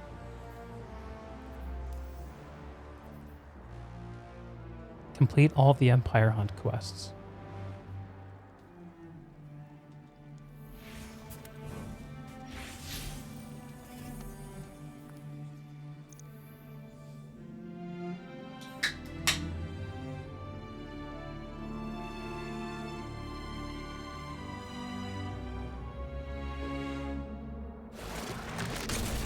Lex, how long is that video by the WoW dev? Can you link it? Sorry, 2 questions. If you could just link it, that would be probably the simplest thing. Tell that me, slide is fun. friend. So here are the hunts. So I need hero waste pieces. Okay. That answers that question. Okay. I'm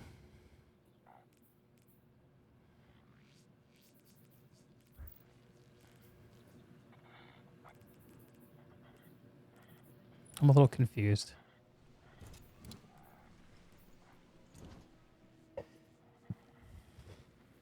Complete patrols, gather resources, and defeat combatants with finishers. Makes Empire Hunt quests cost fewer hero always pieces.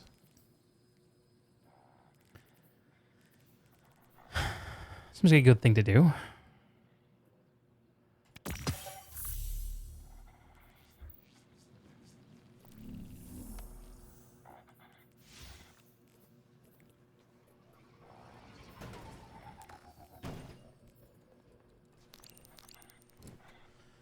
Patrols, materials, finishers. Yeah. Alright, let's just find a lovely little lost sector. We'll finish doing our snipey snipes. And be on our merry way.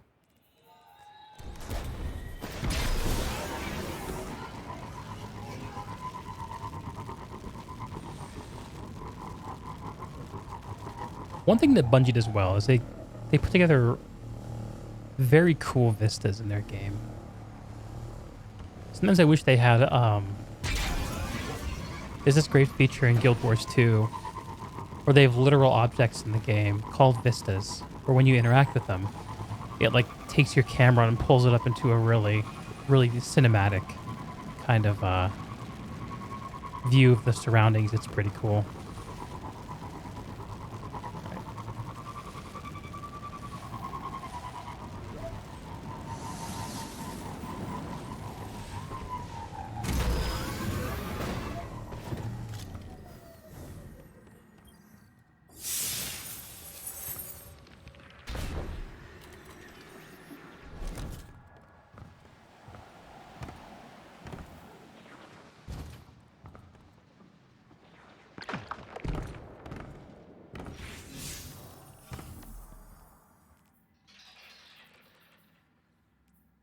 It's only solar damage. Oh, I just put on a solar class.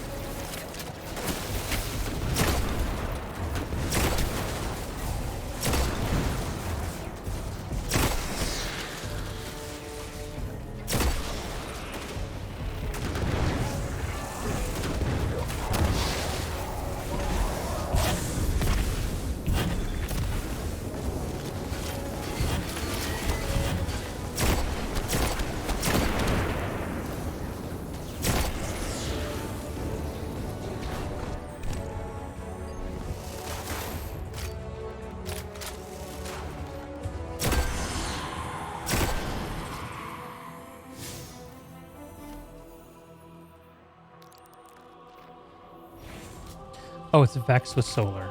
Okay. It's the Awoken don't matter.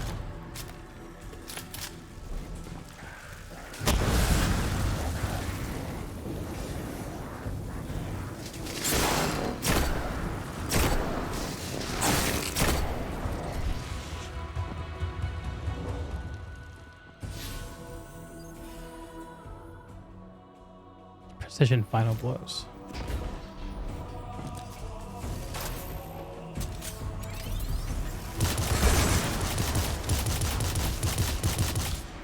I wonder if I'm getting any credit here.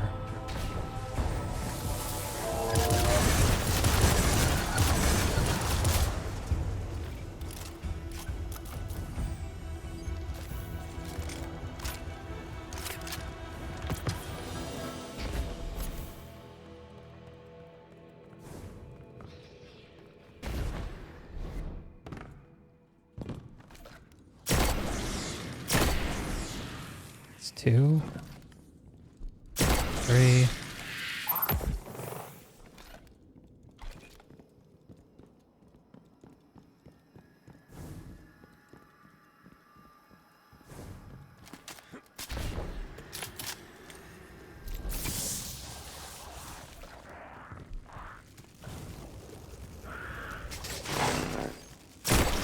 There.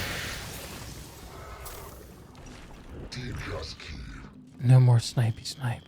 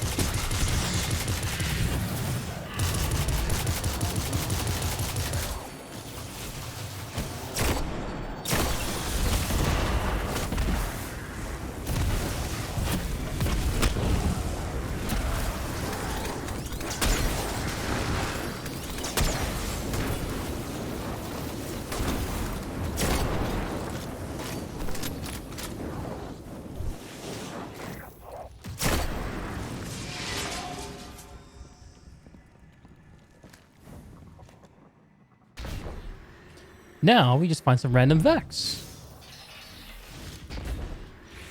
We will linear fusion the crap out of them, and we will profit. It'll be excellent.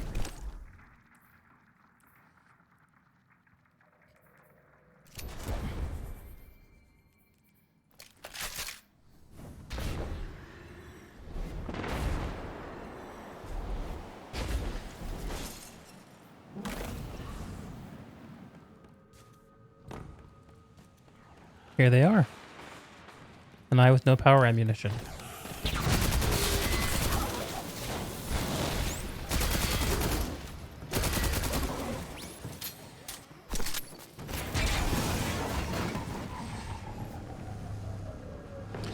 Patrols, materials, finishers. Interesting, okay. Let's pick up a patrol while we're rambling.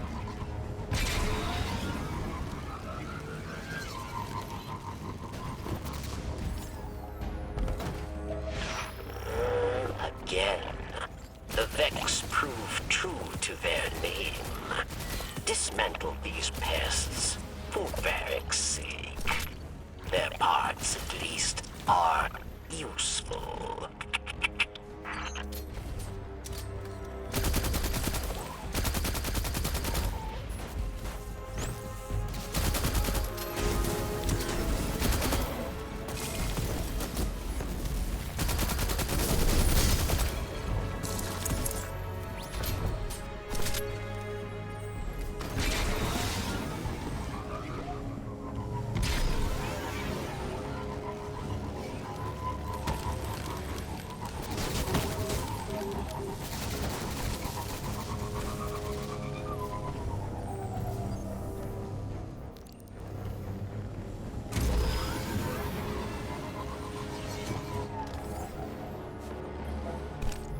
There we go. Where they at?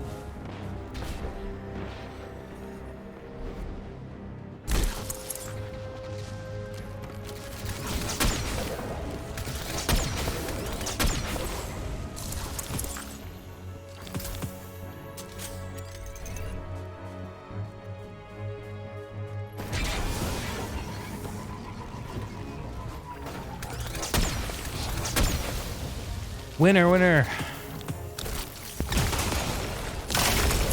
Oh my god, that's fun.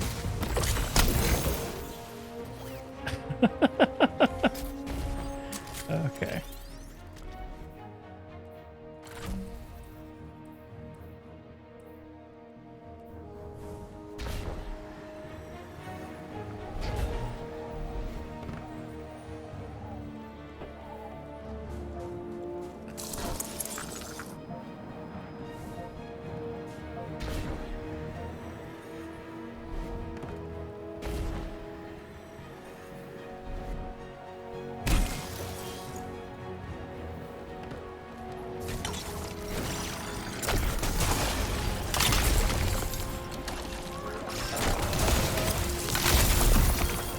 Wow.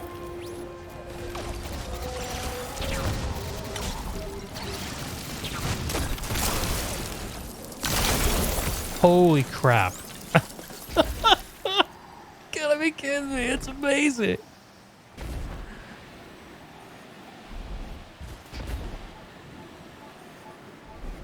Guardian, eyes up. We've got a collision between the Darkness and Fallen incoming. I need you to get in the way.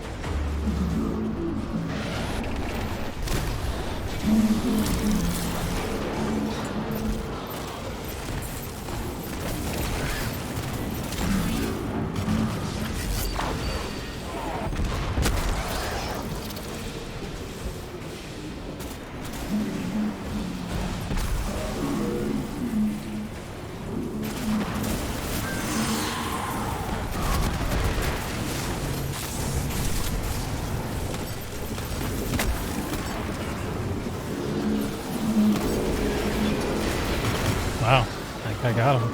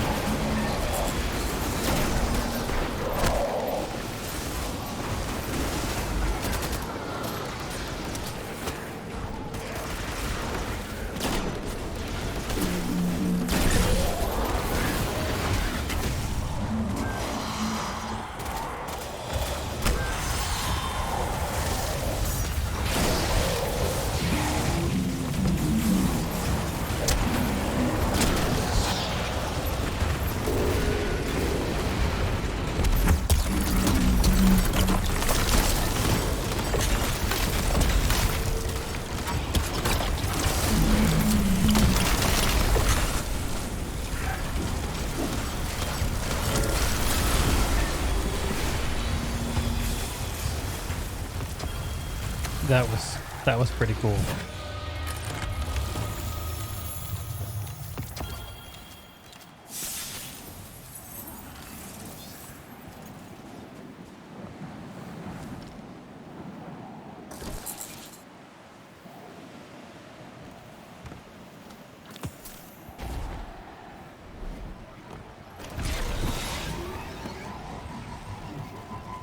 That was pretty cool.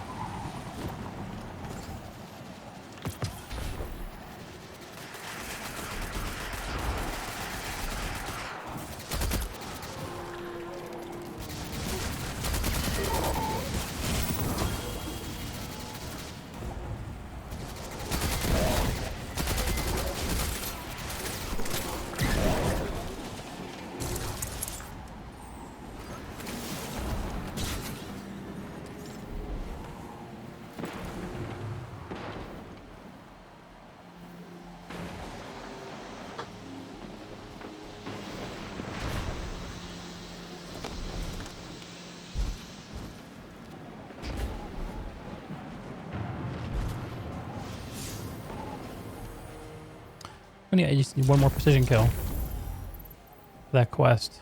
Let's put on a precision power weapon and get it done real fast.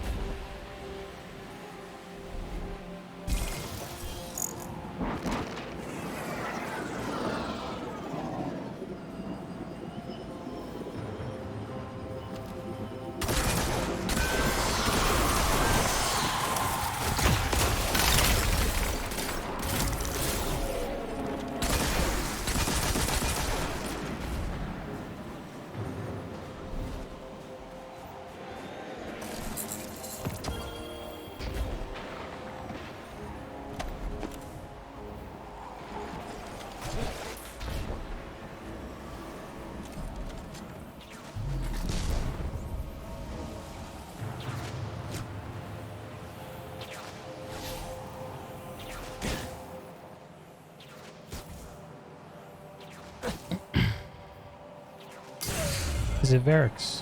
Alright.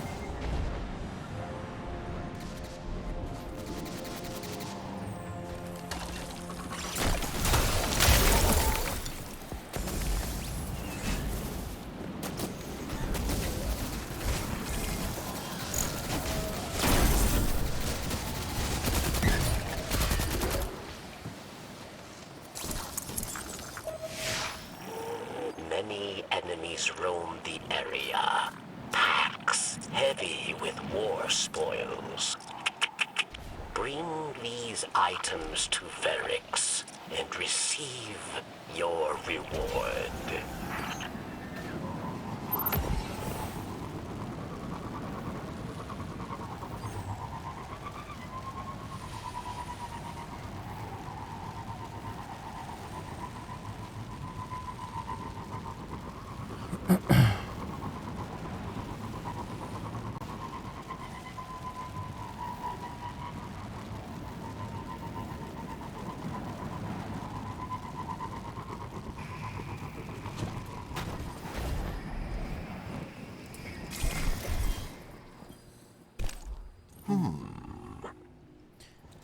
Varix is grateful for your work on Europa. He hopes you will continue to help him as new threats arise every day. You now have a chance to earn hero always pieces when defeating combatants with precision final blows. That'll be good. That'll be good.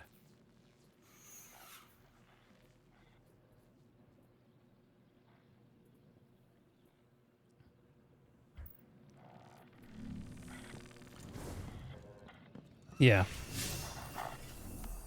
All right. It may seem that my people have fallen, but That might be it enough is not Destiny for now. true. The word Might be enough. insults us.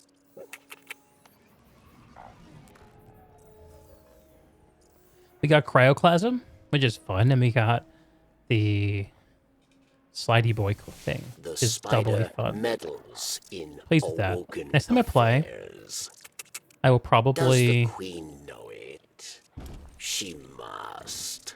I'll probably focus on this, because this is also going to charge my lure up and let me get a few more runs in at the Season of the Hunt stuff. I get to play around with a new grenade type. I was just enjoying bopping around Europa. Actually, I find the content here to be pretty fun. I definitely haven't explored all of it yet. But yeah, let's head back to the tower. We'll process our loot. Take a quick break, and then we'll come back and watch that video, I think. So that looks very, very interesting to me.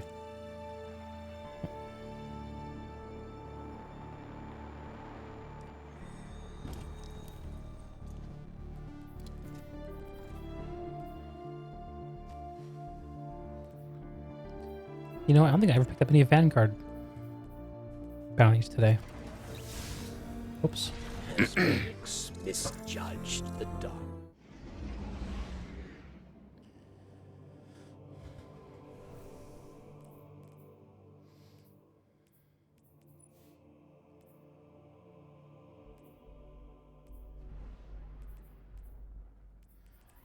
This isn't good, is it?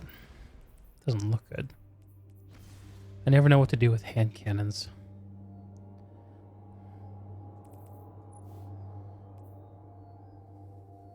Reloading after a final blow also reloads stowed weapons.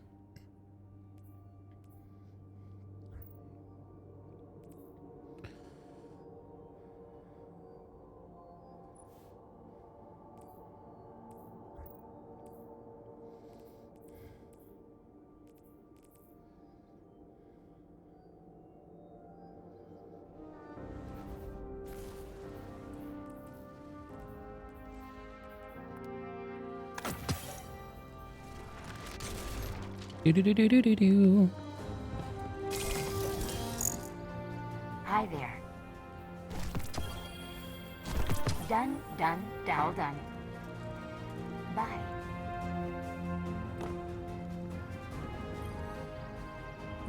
What cipher is this? Guardians are such amazing dancers.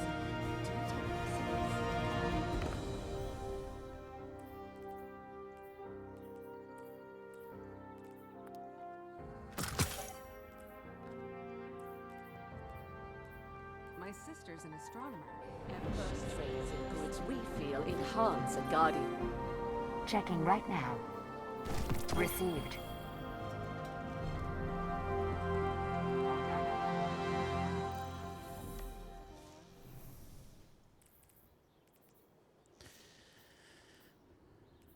Threat detector, ambitious assassin. These look pretty similar. These have spike grenades or concussion grenades.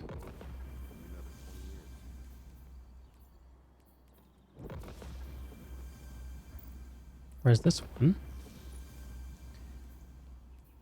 has concussion and high explosive ordnance.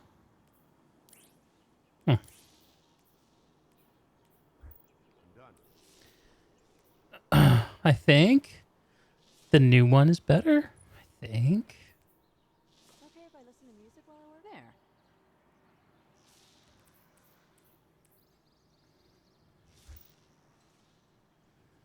Okay if I listen to music while I work?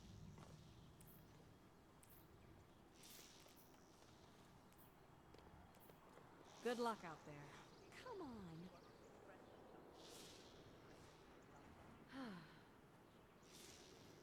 I don't know. I think I'm gonna commit a Destiny faux pas and just deal with my loot the next time I log in. Lost in the fires of the assault. I must document all I can. This is not interesting stream content. All right, so let's find this video.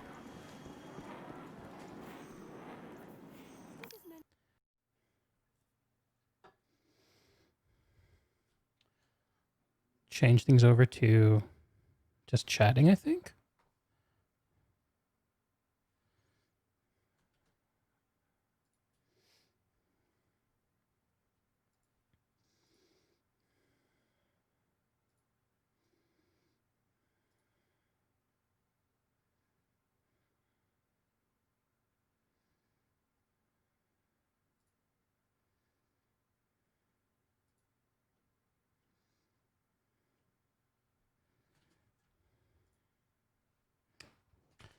WoW dev quit.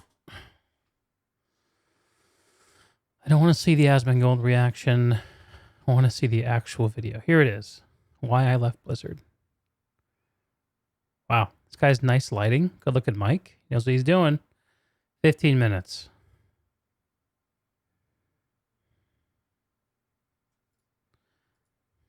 Okay.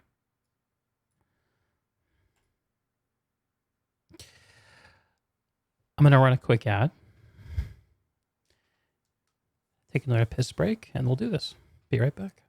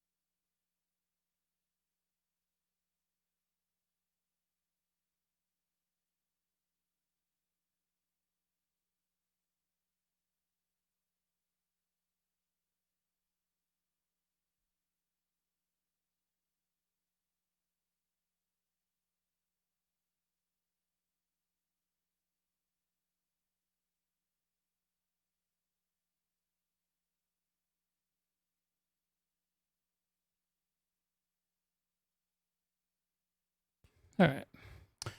Let's have a gander. Got myself some water. Hydro homies. And some cheese sticks.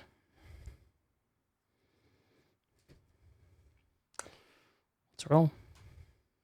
Hi everyone. In this video, I'm just going to do a quick personal update on me, and that personal update is that after 13 years working at Blizzard on World of Warcraft, I've decided to leave. And the reason why I'm making this video, I guess, is just because it's been 4 weeks or so since I've left, and I think anybody who's ever worked at a company and left like I have knows this experience of your friends and your coworkers and people that care about you reaching out and wondering, why did you leave and what's the story and what are you up to next? But I thought about making a tweet or a post or something like that. But I thought ultimately maybe making a video might be the way to go. And so that's really what this is. Before I say anything, I do want to stress that, I really did enjoy my time working at Blizzard. I wouldn't have stayed as long as I did if I didn't write. What's really great about the company and about the studio is the incredible talent that works there. Many people at Blizzard and on the WoW team. That is a real cop-out. Anything you say about a company. Is the best thing about them is the people. It means that the structures, the management, leadership sucks. I can relate. Are friends of mine and like family to me, and so this video isn't really to elicit any ill will towards them or to the studio or any of that. It's really just kind of tell my own story. And likewise, for anyone who's left or thinking about leaving or staying, everybody has their own sort of career goals, their own sort of path that they're on, and so their reasons for staying or leaving is not necessarily going to be the same as mine. And so again, it's really just a personal experience. So for anyone who doesn't know me, my name is Chris Clakey. I'm a game designer. I worked at Blizzard since 2007 or so. And I worked on the WoW team doing system design, mainly class design and PvP. And before working at Blizzard, I was a huge Blizzard fan, just like many of you. I played a lot of Warcraft 3. I played a lot of StarCraft, and I played World of Warcraft since it was in early beta. And in WoW, I was a guild leader of a kind of a more popular PvP guild at the time on Tichondrius.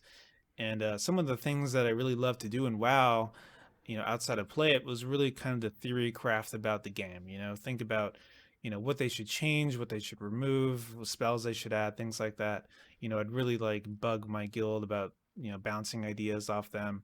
I would do these fake patch notes that would go viral where, I would list out things that I felt like they should change in the game. In things that I predicted they would change. And I think they went viral, right, because people really did think a lot of those changes should be added. And in fact, a lot of times they would add them later on. And one thing led to another, and I kind of met someone who worked at Blizzard through my server, and I sent him a lot of my ideas and things that they should change. And they started to add a lot of those ideas to the game. And one thing led to another, and they kind of suggested maybe I apply to be a designer there, and I did, and the interview went well, and kind of the rest is history. And one of my original goals when I started to work at Blizzard was really not just class design, but also PvP. I was a big PvPer as well, and but the thing is, the team was a lot smaller than I imagined. I think as a player, I thought, well, they probably have a warrior designer and a priest designer and a hunter designer, and they all hang out and go to Starbucks. But the reality was that the team was a lot smaller than that, and it was really kind of me at the time for a while, just me and another class designer, this guy Kevin Jordan, who really designed out a lot of the early classes. Kevin Jordan? This was the other guy doing class design other than Kevin Jordan? Why does he look like he could be KJ's son? And so this was like around, production time of Wrath of the Lich King, and there was a lot of, class design that happened, that expansion. I remember one of the first things I worked on was I wanted to change the Discipline Priest's pain suppression, because at the time it would only work on the priests, but I wanted it to work on allies and on allies as well. And so that really kind of transformed the spec from just being to be more viable in PvP and also in raids. And that was kind of really one of my main focuses as well, is just that, the team at the time was very kind of on the fence of whether they wanted certain specs to be PvP specs or PvE specs. Should warriors mainly just be tanks in PvE? Should druids and paladins also have DPS specs? And for me, I felt it was sort of a duty to the player to really make all these specs and classes viable in as many aspects of the game as possible. And so really that was one of my main early focuses. Some of the things I worked on, I set up a website with some list of things I've worked on, but I'll put it in the description below. But some of the things I worked on was the monk class. I was the main designer for the monk class. The Mistweaver really was the spec that I designed for myself, just kind of the way that I like to heal. I designed Never played it. No opinion. A lot of PvP talents system, war mode. In Shadowlands, some of the things I worked on was monk legendaries, the Shadow Priest revamp I did, and there's some other war mode content in there as well that I hope turns out well. And so, why did I leave? I think it's complicated, right? I think there's a lot of different reasons, but I think the main reason is just that, for a while, probably too long, I've just been kind of unhappy with the state of the game, right? And it wasn't until when Classic came out that I really kind of knew I was able to figure out why. And I think the reason why is that, in Classic, the vision of the game is very clear, right? It's big concepts like the world is the main character, the player is the story, the community is the content. And I think in the modern game, these pillars still exist, but I think to a lesser degree. And I think the vision in the modern game is a little muddled in that way. And so what are some examples, right? What do I mean exactly? One example, I think, is the concept of the guild. I think in Classic, the guild's a big deal, right? In order to do really anything at endgame, you really need to be in a guild. And so really what this does is it kind of creates interdependence among players where they kind of really need each other. Right. So he's saying the right thing, but in the opposite order. Dependence on other people is what creates the need for guilds. Hey, Van, how's it going? We're reacting to an ex-Blizz dev talking about why he left the company. Yeah, this is something that I've talked about before. Communities only get created if they solve a problem. Guild Wars 2 has this problem too. A game called Guild Wars, where the guilds have been designed out of it because they've created experiences that are where the atomic unit isn't the group. The atomic unit is the player. And each player is complete. But if you design a game where each individual player is an incomplete package, and you need to combine players to complete a package, then naturally communities form. That's what you want. In order to be successful.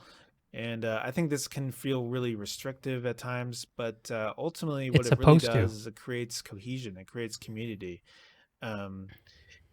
And I think over time, players kind of fought against this just because, they wanted to play the game solo, where they didn't really have to worry about other players or have to worry about like some guild leader barking orders at them. And, I think that's fair. And I think that makes a lot of sense. Then get the fuck out of the game. Sorry. There are so many games that exist right now that are so afraid of turning people away that they fail to actually decide who their game is for. And if you don't pick who your game is for, then you're serving no one. This is so evident in so many places, so many games. So yeah, a game is supposed to be a challenge. A challenge is supposed to feel uncomfortable. The resolution of discomfort into comfort is supposed to be what you play for, and the means, and the guild being the means to achieve that is when you've created a game that successfully is an MMO. Like that is what an MMO is supposed to be. And WoW is an MMO, or supposedly it is. It's supposed to be. Sense, but I think ultimately it's big changes like that have really changed the game. Another example I think is the story. I think Warcraft and WoW has always had a story, but I think lately in the modern game, I feel like the story is such a bigger part of it. I think the characters and all their own dramas, I think, really kind of soak up a lot of air in the game. Whereas, I think in a virtual world and an MMO, really the players are the story. On Classic, what. All right, but how do you pull that off? I'm very interested to see what he's going to say now, because I think it's very easy to make a new game really make it feel like the story is the player, but over time, as people find their deep ruts in the content, I think that gets harder and harder. And WoW is an old game. WoW is an MMO light nowadays, or at least last I played during Legion. Yeah, that seems to be what I've seen too. I'm actually planning on jumping into Shadowlands, and I've delayed it as long as possible so that I can experience the new Destiny expansion. I think I'm going to give Destiny a couple more nights, and then maybe one more night after tonight, and then I'm going to switch over to WoW and play some of the new stuff, at least see what it's like. And for the same reason I jumped into Destiny. Of course, because that interests me, because I'm a gamer, but because I want to see what the heck they're doing, because what he's talking about is something that more and more gamers are waking up to, about how modern MMO-style games are increasingly engineered to not bring players together, but to drive them apart. And it's a problem that needs addressing. So let's keep listening. What's funny is our guild gets a lot of drama, a lot of heat, because a lot of the players in the guild like to prevent others from resetting the Onyxia buff with the head. This really pisses off a lot of players, and we get a lot of. So what he's talking about is a phenomenon that goes on in WoW Classic right now, where people have figured out that you can drastically increase the power level of each individual player in a raid by going around and doing world buff shopping. And there's some folks I know who are watching this who know exactly what I'm talking about. But basically, what it does is it increases the power level of individual players to be well above what anything could possibly be tuned for, and allows people to plow through and trivialize content massively. But most of those buffs are magic buffs, and because they're magic buffs, they can be dispelled.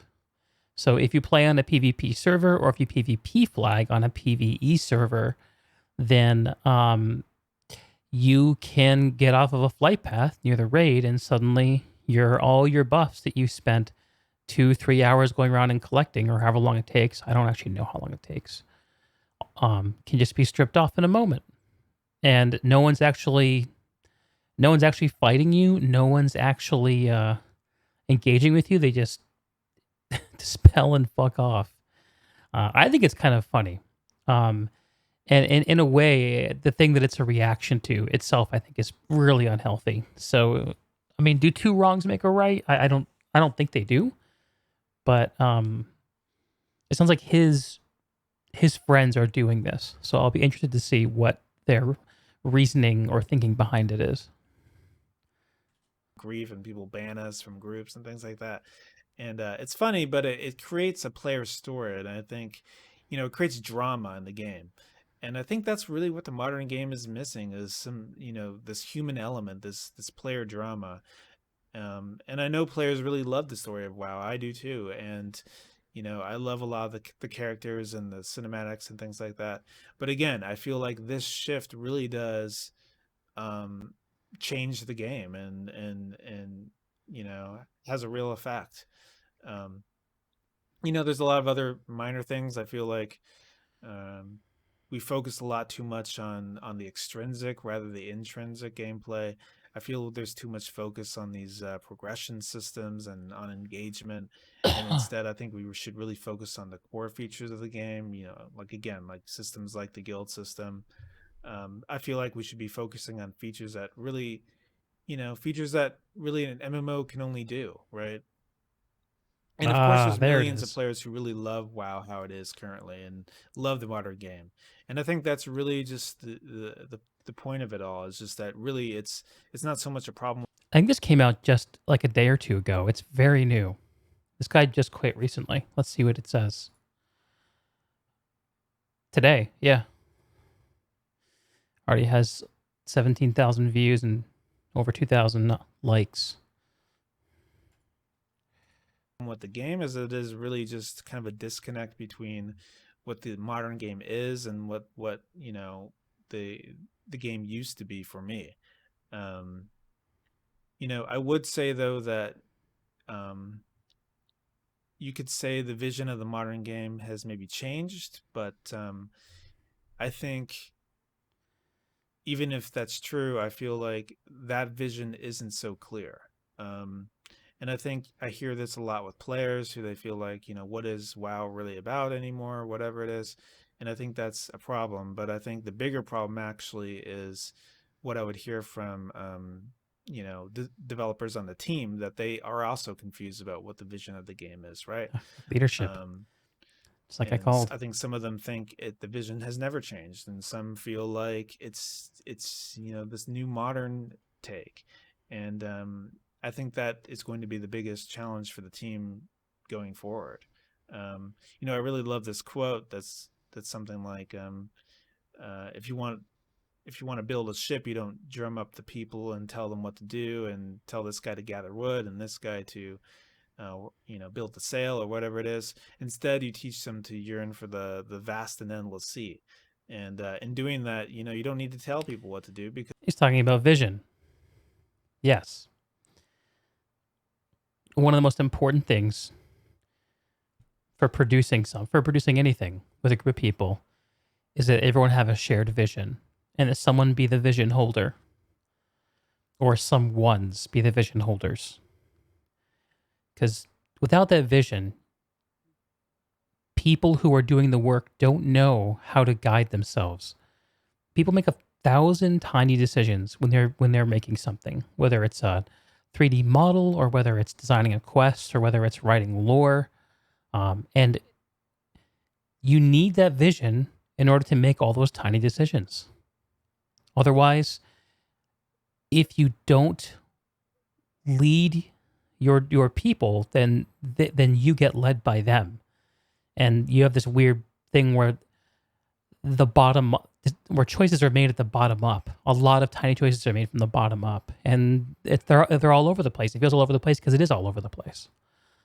I wouldn't be at all surprised if the modern version of WoW is a game where only the biggest systems really got the kind of leadership level attention, and everything else was just kind of left up to contributors, It makes me think of Brad McQuaid and his death while Pantheon is still being developed. I don't know about that story. I'm not familiar with Pantheon, to be honest. You shoot me a link to that, Van? Anyway, let's see what else. What's this guy's name? Chris Kaliki. Chris. Let's see what else Chris has to say. Because they just know where they're going and what the goal is. And so yeah, I really feel like if there's a big challenge for the WoW team, it's really to figure out what that vision is and what the modern game is and how it differentiates from Classic. As for the company, I think it's a very different company than it was 13 years ago. I think course the it company is. is so much bigger than it Victim used to of be. I success. remember there was like one building, and now there's like 16, or I don't know how many they are now. And so, not that that's a bad thing. I think that's a great thing because it really tells you that Blizzard is successful and that people want more of its ideas, of its creations, and that's great. But I think, if there's any challenge with the studio now or going forward, it's really just a challenge of scale, and I think that's a challenge that any company goes through. Yeah. Once they grow, and so. But I think ultimately, I think WoW and Blizzard will persevere. I think they have incredibly talented people that work there, and I think the IPs are so strong and great. And so I think really ultimately long term, WoW and Blizzard will be totally fine. But I think this brings it back to me now, which I think, all these things have sort of forced me to. Will be fine. He means they'll be financially successful. Which, if you're a gamer, is not necessarily what you want to hear. If you're an investor or a stockholder, that's what you want to hear.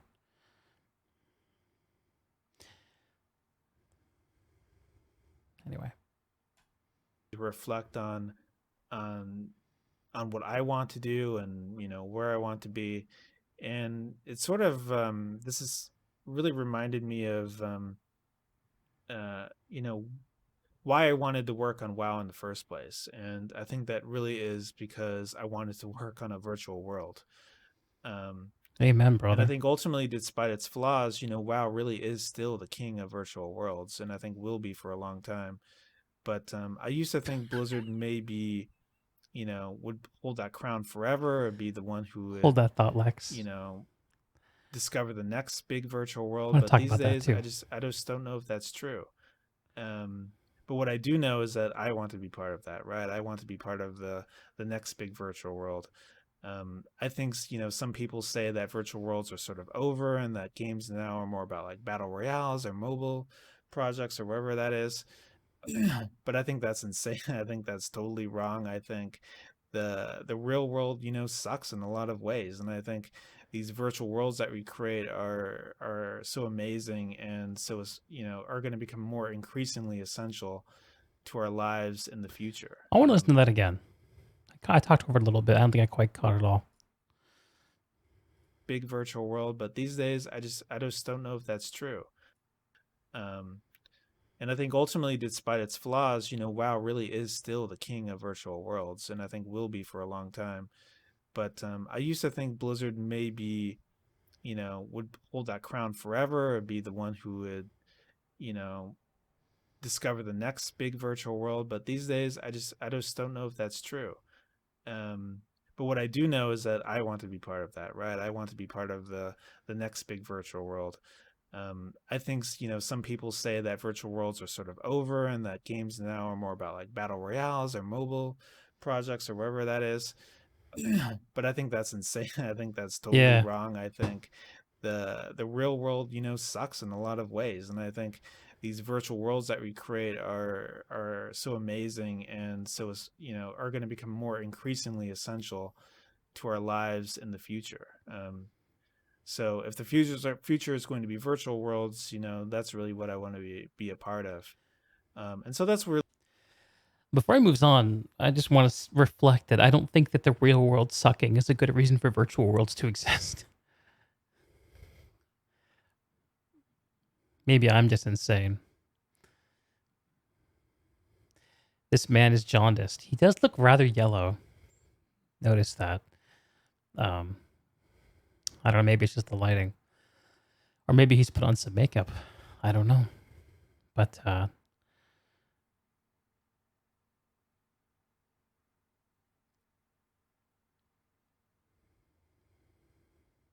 the best games, the most useful games to play on your console, on your phone, your PC, or in the real world, the best and most useful games are the ones which reward skills that are applicable to many games.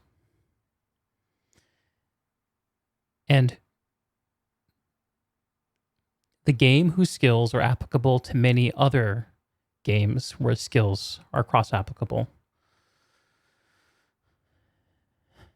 The biggest game of all is the real world. IRL, baby.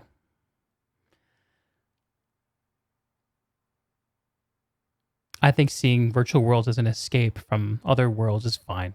Like, it's okay. It's a very it's like if you look at the spectrum of humor and you pick and you try to place sarcasm on a peg. Like, sarcasm is like the easiest, cheapest, in some ways least interesting style of humor. And to my mind, escape is the easiest, cheapest, and least interesting use of virtual worlds. Doesn't mean it's not valid. It's just not very interesting.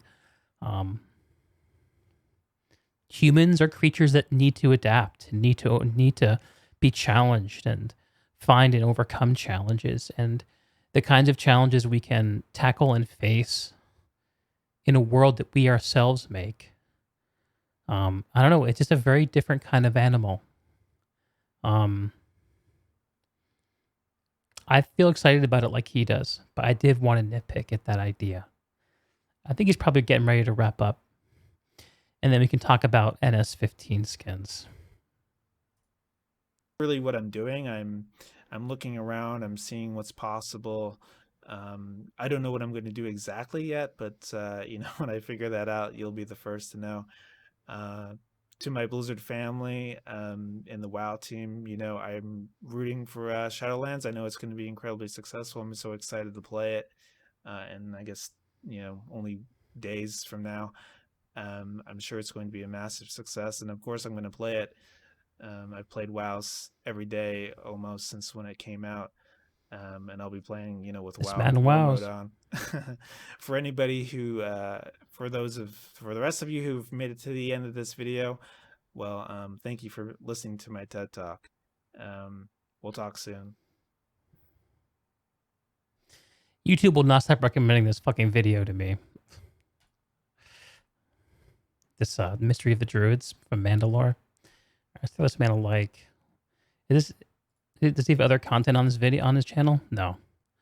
Let's throw him a sub just in case something else interesting comes up. Yeah, that's pretty. So he's speaking to a lot of the same things that interests like the Kevin Jordans of the world. Interesting that he name dropped Kevin Jordan as the other guy who he worked on class design with.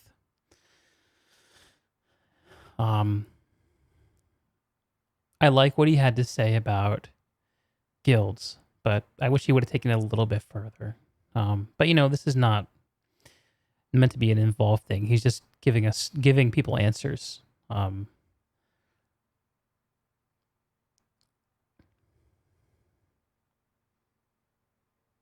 a lot of people are interested in what an ex-Blizzard developer has to say about World of Warcraft. And it's kind of interesting to hear from someone like this. Maybe I'll throw this gentleman a podcast invite. I'm sure he's getting them thrown at him left and right now, but maybe I'll make it through. Yeah, another thing that he said that I thought was kind of cool is that how WoW Classic kind of clued him in to the whole community thing being missing. And I get that.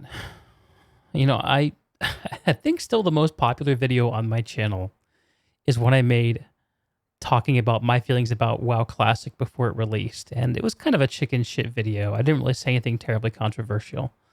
It's actually very short. Let me see if I can find it. But essentially in the video, I just said I think that WoW Classic is going to really reinforce some things that have been lost along the way by games like World of Warcraft. And I wonder what games we'll see made in 5 years after studios have learned the lessons that have played out from WoW Classic. And of course, Blizzard is one of those studios. I'm not going to play my own video on my own stream. I think that's pretty cheesy, but let me find a link if you guys are interested.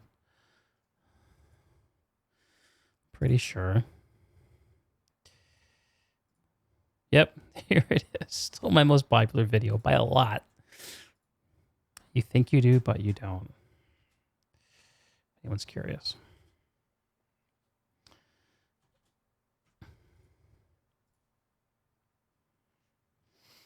But yeah, that's what I think about Chris Kaliki and his lovely video. Come on the podcast, Chris. Love to talk more. Okay. Switching gears. You were saying earlier, Lex, that WoW Retail needs more NS15M skins. So this is funny. And do I have a planet side? Yeah, okay. Switch my stream to be planet side focused. Maybe we'll get some Planet Mans to come in.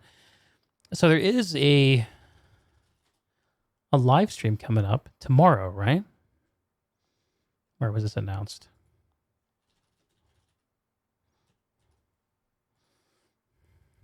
Yeah. Join the Rogue Planet team live. Let me put some music on in the background. Something relaxed.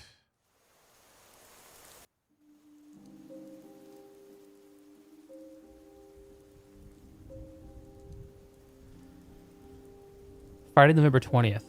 So not tomorrow, Friday. New content giveaways, a sneak peek into 2021. You're convinced they're trolling us with the NS15. God, I hope so. They gotta be aware how much of a meme it is. Let me find the stuff they've been teasing. Is it all on the main Twitter, or is it like coming from Alan Lapidus? This is old stuff.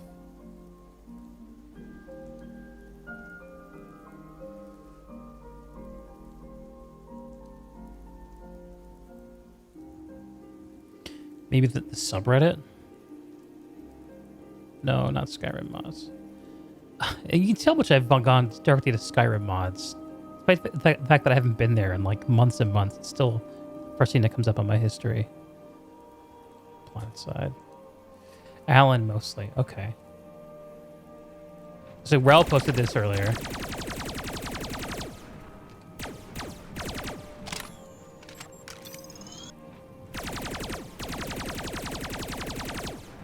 So this is going to be a Vanu weapon, right? Let's count the number of rounds. I can't count that. It feels like SMG or carbine in terms of the mag size. Okay.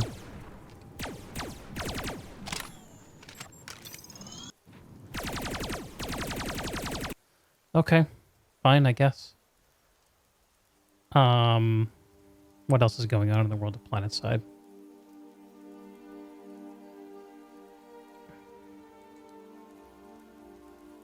Reskin NS11. God, that would be sad. Rel on Twitter. I like all the speculation about the new weapon being another NS15.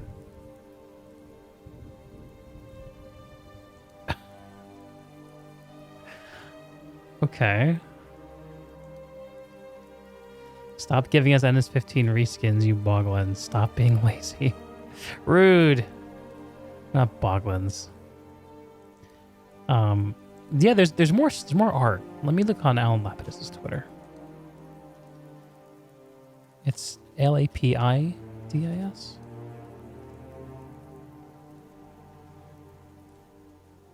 There. Alan, A-L-E-N. Okay.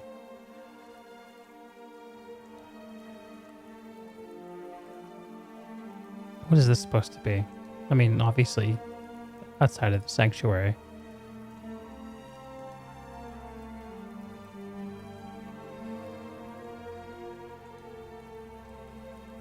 Okay, here's a tease. So what does this look like to you guys? It looks like an environment prop of some kind. Should we brighten it up?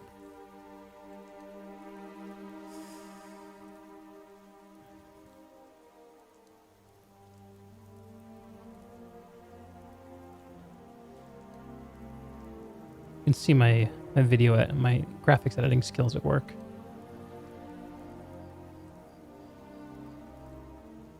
Drop pod skin. Yeah, I can see that.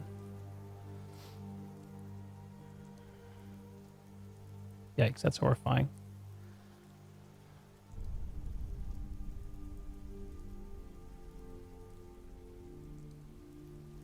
I don't know how much this helps.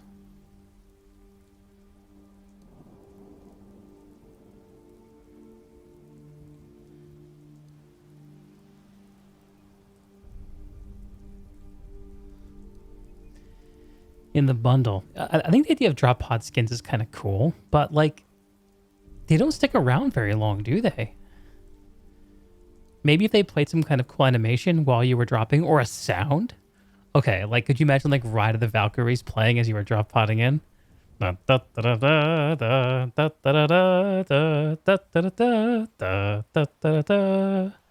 would be dope. That would be very cool.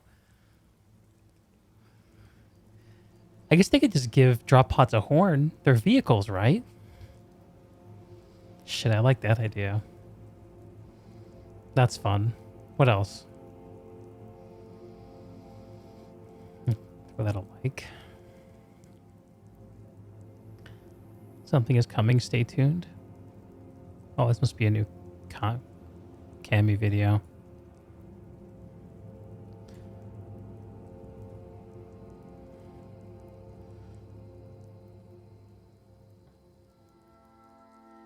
I think I read someone saying this was a reskin of like the Underboss or something.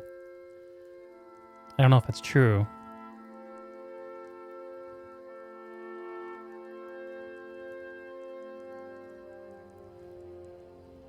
Thing 2.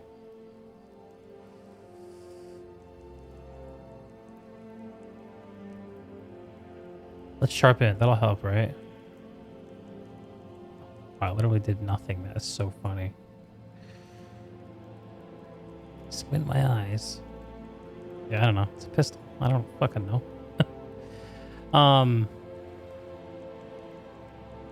But why should we care about new skins? Okay, so what is this? This has got to be like a magazine, right? Like a battery? Receptacle for salty TR tears? I kind of don't like the idea of having art assets be teased if they're just skins. But need a working sound engine for my drop pod sound idea. Yeah.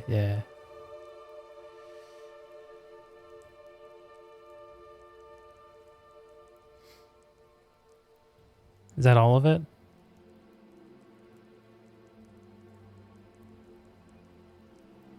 That's like that's the start of it.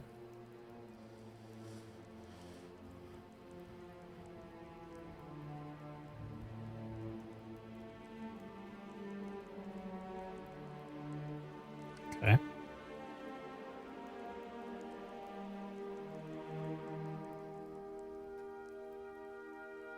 Yeah, I'm not sure if I'll be buying the PlanetSide bundle this year.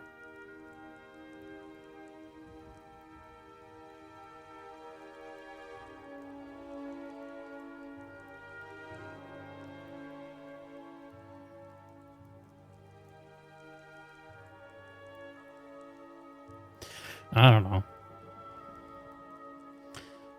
That's your thoughts, like they're teasing way too much for it just to be skins. Yeah, that would be sad if it was just skins.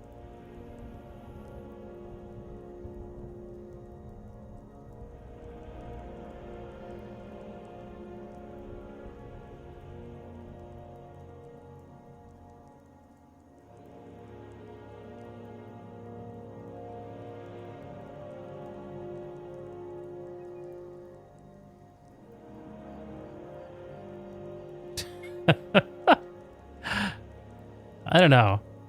I mean, I think this is nice, but I think what we really need is something more like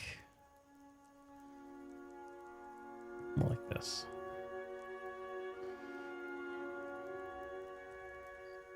Fuck, where is it? The way I've categorized this shit makes no sense at all. Relium. See all my idiotic icons that I've made. Yeah. Okay. There we go.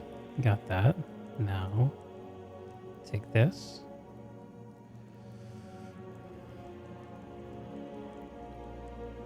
Take this.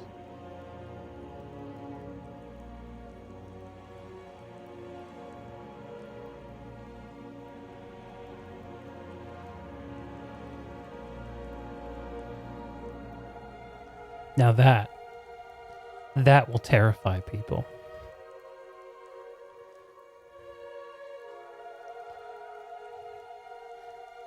But what if I flip it? I can make it look like, can I actually do that from here?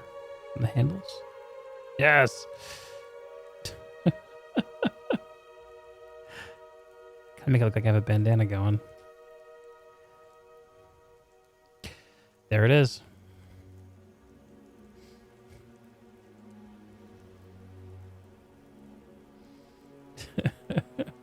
All right. I don't know if I have anything else to say about PlanetSide.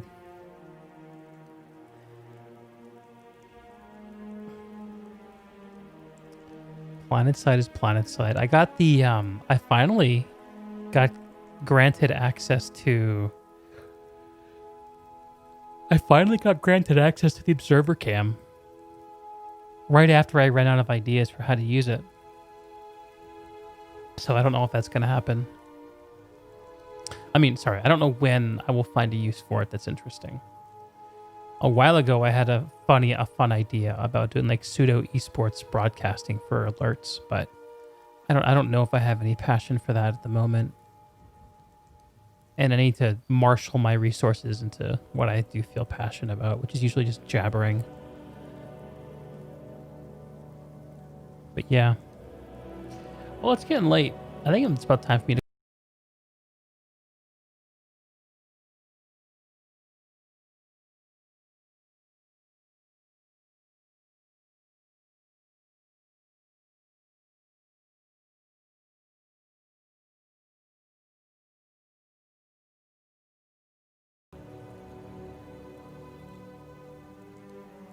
that shit has got to stop.